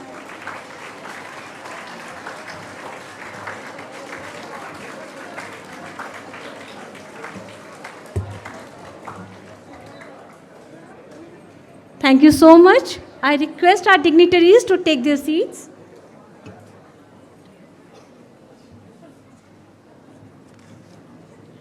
The word prerna itself carries a profound meaning. It translates to inspiration in English, and this is precisely what this magazine aims to achieve. It serves as a platform to inspire, motivate, and enlighten both our readers and contributors. It is a reflection of the dynamic and vibrant atmosphere of our school. As we continue with our school magazine launch, it gives me great pleasure to introduce our talented teacher, Mr. Mayuk Mishra, who will be presenting the magazine report for this edition. Mr. Mayuk has been an integral part of our magazine team and has contributed significantly to its development. His exceptional writing skills and keen eye for detail have made him the perfect candidate to present this magazine report. I invite Mr. Mayuk Mishra to the stage to present the magazine report. Let's lend our ears and hear to the words as we delve into the captivating world that our magazine holds. Mr. Mayuk, please. Thank you so much, Lipsa ma'am. Ladies and gentlemen, good afternoon. Esteemed Regional Director of DAV Institutions Odisha, Dr. K.C. Satpathy in absentia. Honorable Chairman, SMC, Dr. Arun Kumar Rath. Respected Assistant Regional Officer, Dr. Sujata Sahu in absentia. Esteemed guests, faculty members of the DAV fraternity, my distinguished colleagues, and my dear students. Today, as we gather here to celebrate the unveiling of the 28th edition of Prerna 2023, we are presented with an exquisite collection of literary masterpieces that encapsulate the spirit of our institution and the remarkable achievements of our students. This magazine serves as a chronicle of a collective journey reflecting the essence of reimagining and rethinking career choices in the modern world. In the cover story, Rethinking Career Choices in the Modern World, we delve into the profound insights of 42 commendable articles that explores diverse way of envisioning and embracing career opportunities. And so you will be happy to know that these 42 articles were brainstormed and written by our students. So we must have a round of applause for those students who for the very first time in the history of our school could contribute a cover story spanning 42 articles. Each article serves as a beacon of inspiration, urging us to break free from traditional notions and embrace new paths to align with our passions and aspirations. Our magazine also proudly presents the results of the AISSCE and AISSC examinations, serving as a testament to the hard work, determination, and academic excellence of our students. It is a moment of great pride for us all as we witness the fruits of their labor and the dedication of our exceptional faculty. So for producing such commendable, excellent result, we must have a round of applause for all our faculty members as well. We have indeed given blood, sweat, and tears, and today we see our students succeed. Within the pages of this magazine, we embark on a journey through the school result section, not only 22-23, but 21-22 as well, where we celebrate the achievements of our students across various disciplines. Their accomplishments serve as a testament to the nurturing environment and the holistic approach to education that we provide at DAV Pokuriput. The power of purpose, the annual report of the school, comes to life within the pages, where we showcase the transformative impact of our institution on the lives of our students. Through testimonials and heartfelt narratives, we discover the power of purpose-driven education in shaping well-rounded individuals who are ready to face the challenges of the world. Within the voice of the cabinet members, we find the voices and aspiration of our student leaders who provide us with a glimpse into their dreams, visions, and initiatives. Their dedication and commitment to bring positive change inspire us all as we strive for excellence and make a difference. A closer look into the adventures of our school club reveal the passions, creativity, and camaraderie that flourish within our diverse extracurricular activities. From the realms of art and culture to sports and technology, our students demonstrate their talent and forge lifelong bonds. Our house reports showcase the collective achievements and spirit of healthy competition within our 4 houses, fostering a sense of belonging and camaraderie among our students. These reports highlight the teamwork, sportsmanship, and leadership skills that our students develop through house activities and events.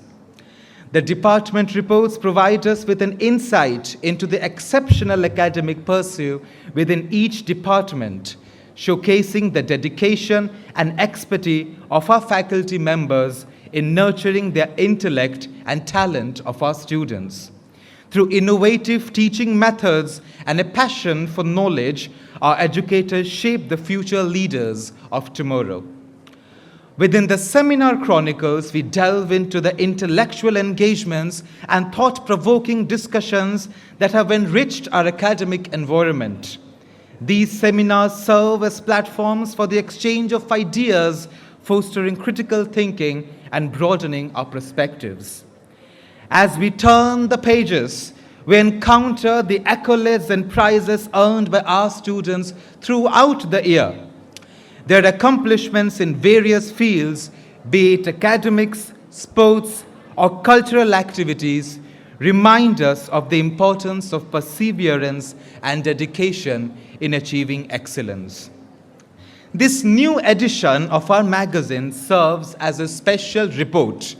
All the major events, functions, activities that DAV Pokuriput had organized in the last year, we have all encompassed it into special reports. These reports stand as a testament to the remarkable milestones we have achieved as an institution and the countless memories we have created together. Our magazine showcases a harmonious blend of English, Odia, and Sanskrit articles, paying homage to the rich linguistic and cultural diversity within our school community. It is a celebration of the power of language in expressing our thoughts, our emotions, and our aspirations. And last but not the least, with the creative cauldron, we witness the artistic prowess of our students as their masterful artwork adorns the pages of this magazine. Through vivid strokes and imaginative compositions, their creativity and talent come to life, inviting us into a world of color and emotions. From paintings to sculptures, their artistic expressions captivate our hearts and inspire us to appreciate the beauty that lies within each individual. We also have the digital illustration section where we witness the fusion of art and technology. As our student Piyush Padhi from 11th Engineering has harnessed the power of digital media to create a mesmerizing visual narrative. His intricate designs and captivating storytelling take us on a journey beyond the realms of imagination, showcasing the limitless possibilities of the digital age. It is with great pride and enthusiasm that we present this magazine, which has been meticulously crafted and delivered to you in record time. So we must have a round of applause for all our magazine committee members who worked together and who delivered this magazine on record time in the history of our school. Each page is filled with illustrations, photographs, and memories that serve as a testament to the dedication and hard work of our team of editors, designers, and contributors. As we hold this magazine in our hands today, let us cherish the collective efforts that have brought it to fruition. Let us savor the stories, relish the triumphs, and embrace the challenges within its pages. May this magazine serve as a source of inspiration, a reminder of our shared journey, and a testament to the immense potential that resides within each one of us. I extend my heartfelt gratitude to all the contributors, writers, artists, and everyone who has played a part in the creation of this illustrious magazine. Let me celebrate the power of creativity, the joy of learning, and the indomitable spirit that defines our DAV Pokariput family. Thank you, ladies and gentlemen, for being a part of this momentous occasion, and I invite you all to immerse yourself in the pages of our magazine where dreams unfold and aspirations take flight. Vande Mataram, Vande Utkal Janani. Thank you, Mr. Mayuk, for your invaluable contribution to this magazine. It is with great pleasure and excitement that we gather here today to unveil and celebrate the launch of our school magazine, Prerana. This magazine truly represents the spirit and creativity of our students, showcasing their remarkable talents and achievements. Before we proceed, let me take a moment to acknowledge and express our gratitude to everyone who has contributed to the creation of this wonderful publication. We extend our heartfelt appreciation to our dedicated team of editors, writers, artists, photographers, and all those involved in the production process. Their hard work and passion have brought Prerana to life. Now, I would request our esteemed dignitaries to kindly proceed towards the stage to unveil Prerana.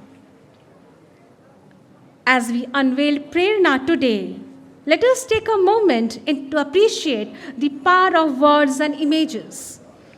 They have the ability to transport us to a different world, ignite our imaginations, and evoke emotions deep within us. Through the pages of this magazine, we invite you to embark on the journey filled with inspiration, creativity, intellectual discovery. Without further ado, I invite everyone to witness the unveiling of our school magazine, Prerana. Let's the page unfold, revealing the immense talent, potential within our students. This movable dummy has been conceived and created by Vijay Panda sir and Rashmi sir. I do request Vijay Panda sir and Rashmi sir to come on stage.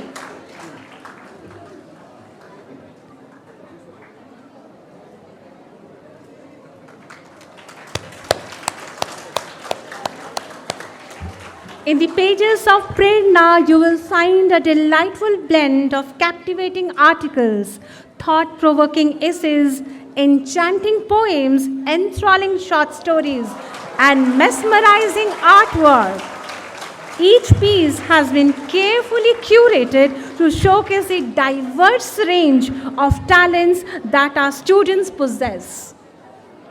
We hope this magazine will not only entertain but also stimulate your minds and encourage you to explore new horizons. A big round of applause for Prerana.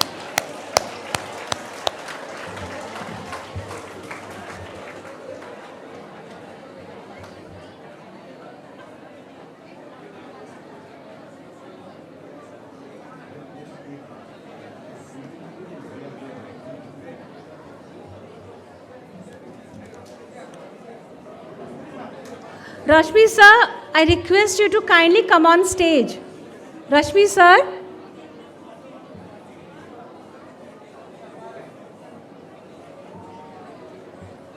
This movable dummy has been conceived and created by Vijay Panda sir and Rashmi sir. A big round of applause, students, for Vijay Panda sir and Rashmi sir.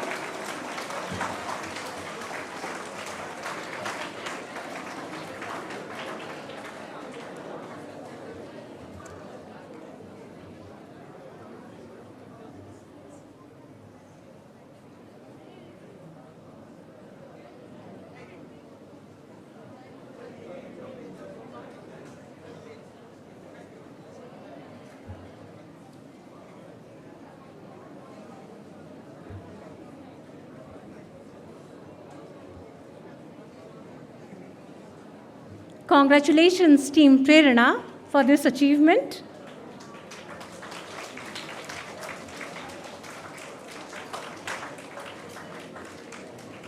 Ladies and gentlemen and students, it's my distinct honor and privilege to invite our esteemed school chairman, Dr. Arun Kumar Rath, to bless us with his presence and wisdom on this auspicious occasion of our school magazine launch. Dr. Rath's guidance and vision have been instrumental in shaping our institution and nurturing young minds towards excellence. So please. Good afternoon. Today is an auspicious day. On the occasion of sacred Guru Purnima, I greet all teachers and all students and pray to Lord Jagannath to bless them to achieve excellence in every field. I am glad to inaugurate the school magazine Prerana, and I want to compliment and greet all those who have contributed their creative pieces for success of this magazine, and also to all who have contributed in the beautification and editing and printing of this excellent magazine. Friends, you also had a chance to interact on the career counseling challenges that you will face very soon. The Career Conclave is an initiative for which I must compliment the school management and the principal and all teachers. I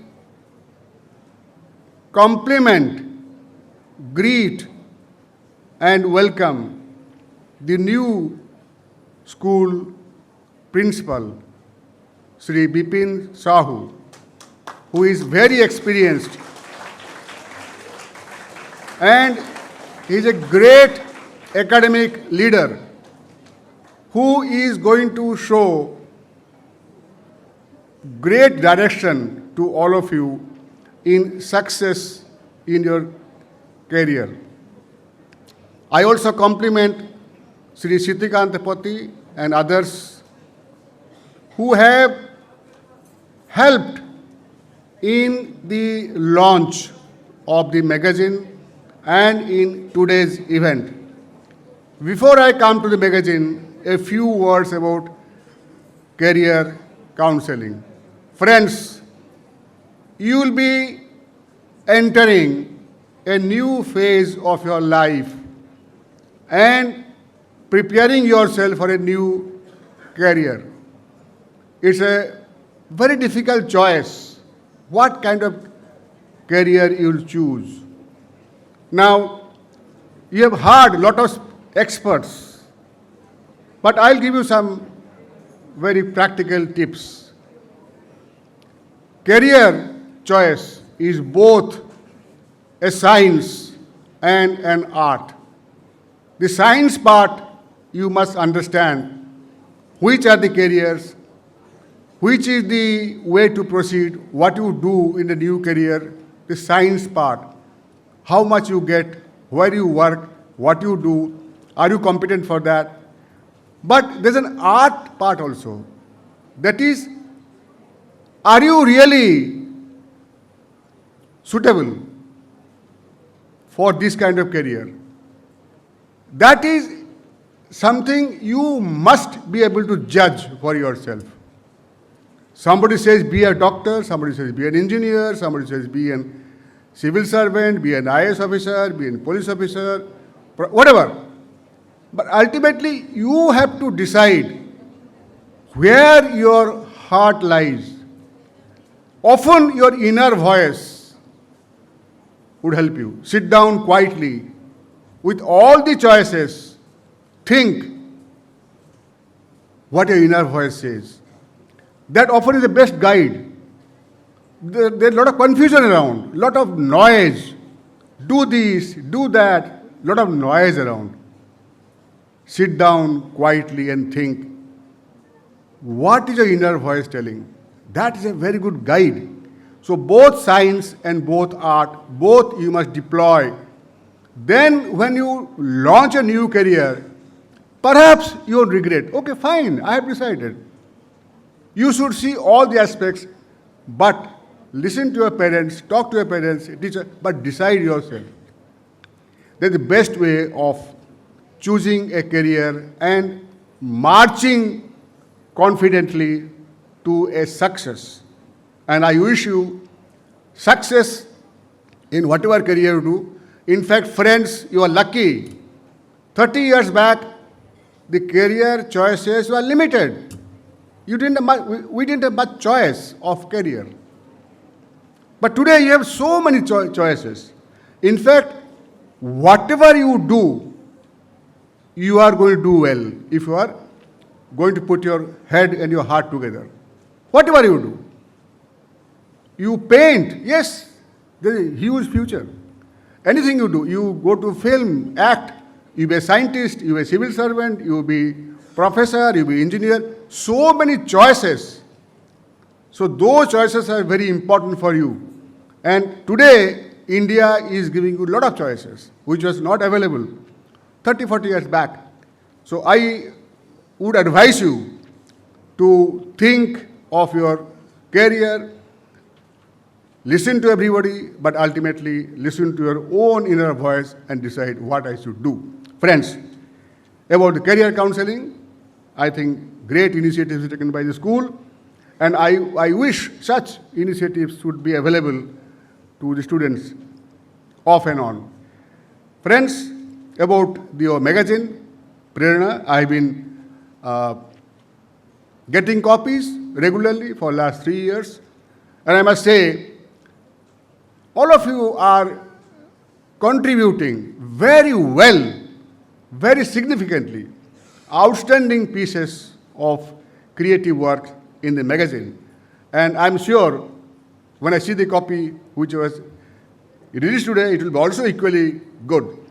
I'm happy particularly that the pieces are in English, Odia, and also Sanskrit. This is very good. I am happy to know that our own ancient language, which is mother language of all the Indian languages, is getting this due importance. Now, those of you who have not contributed to the house magazine or the school magazine should do so for next editions also, because it is the writing ultimately which is going to make you perfect.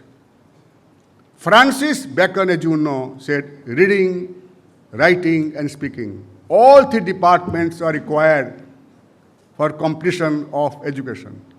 You should read. Once you read and read and read, you are a full man, as Francis Bacon said. Reading makes a man full, but not enough. Conference or speaking makes you ready, always ready. But it is writing which makes you perfect. So if you want to have perfection, write. And in today's world, writing is becoming a big casualty. With nets, with mobiles, with computer, with laptop, writing skills are going down. And these kind of magazines are the ones which are going to be a great support to every student in fulfilling and creating a complete personality. So write and write and write. Also do art pieces, creative work also. These are going to make you a complete and a perfect man. I wish all of you a great career ahead. I wish all of you become great writers, great artists, great painters, and what you show in your magazine, carry out in your own life, and I wish all of you to be complete men and women when you grow up and bring glory to the school in the tradition, in the ideals of Mahatma Dayanand Saraswati and Mahatma Hansraj. With this, I wish you all good luck. Thank you very much. Jai Hind, Bande Utkala Janani. Thank you. Thank you so much, sir. It's indeed in today's rapidly changing world, career choices have taken on a whole new meaning. Gone are those days when people would pursue a single profession for their entire lives. The modern world presents us with an abundance of opportunities and challenges, urging us to re-evaluate our dedications, decisions, and embrace the concept of lifelong learning and adaptability. Thank you so much, sir, for giving us your valuable inputs. Now, time has come to propose the vote of thanks. On behalf of the entire school community, I would like to extend a sincere vote of thanks to all the dignitaries who have graced us with their presence today. Your presence here is truly an honor and a testament of your unwavering support for education and the growth of our students. First and foremost, I would like to express our deepest gratitude to our esteemed Regional Director, Dr. K.C. Satpathy sir, in his absentia, who has always been a guiding light in our educational journey. We are also privileged to have the Assistant Regional Officer, Madam Dr. Sujata, in absentia. Her invisible presence is a reflection of the importance she plays on fostering education excellence within our region. Now, I would like to extend our gratitude to our Honorable Chairman, Dr. Arun Kumar Raj sir, Your visionary leadership and relentless effort have laid the foundation of the remarkable growth and development of our school. I'd like to extend our gratitude to Mr. Kamalesh Mishra, sir. Thank you for giving us the inputs, the valuable words that you have shared with our students. Lastly, but certainly not least, a heartfelt thanks goes to our esteemed principal. Your relentless dedication, passion, and tireless efforts have transformed our school into a place of learning and growth. To the teachers, students, and staff who have worked tirelessly to bring this magazine to life, I offer my heartfelt thanks. Your untiring commitment, creativity, and dedication have made the publication possible. To all the contributors, writers, photographers, artists, your creativity and passion have breathed life into the pages of this magazine. Lastly, I would like to express my gratitude to each and everyone who is present here today. Your firm support and encouragement have been a driving force behind the success of our school and the creation of this remarkable magazine. Thank you once again to our distinguished guests, our school leaders, the entire school community for your support and for gracing this occasion with your presence. May this magazine serve as a testament to the remarkable achievements of our students and the collective effort of everyone involved. Thank you and God bless.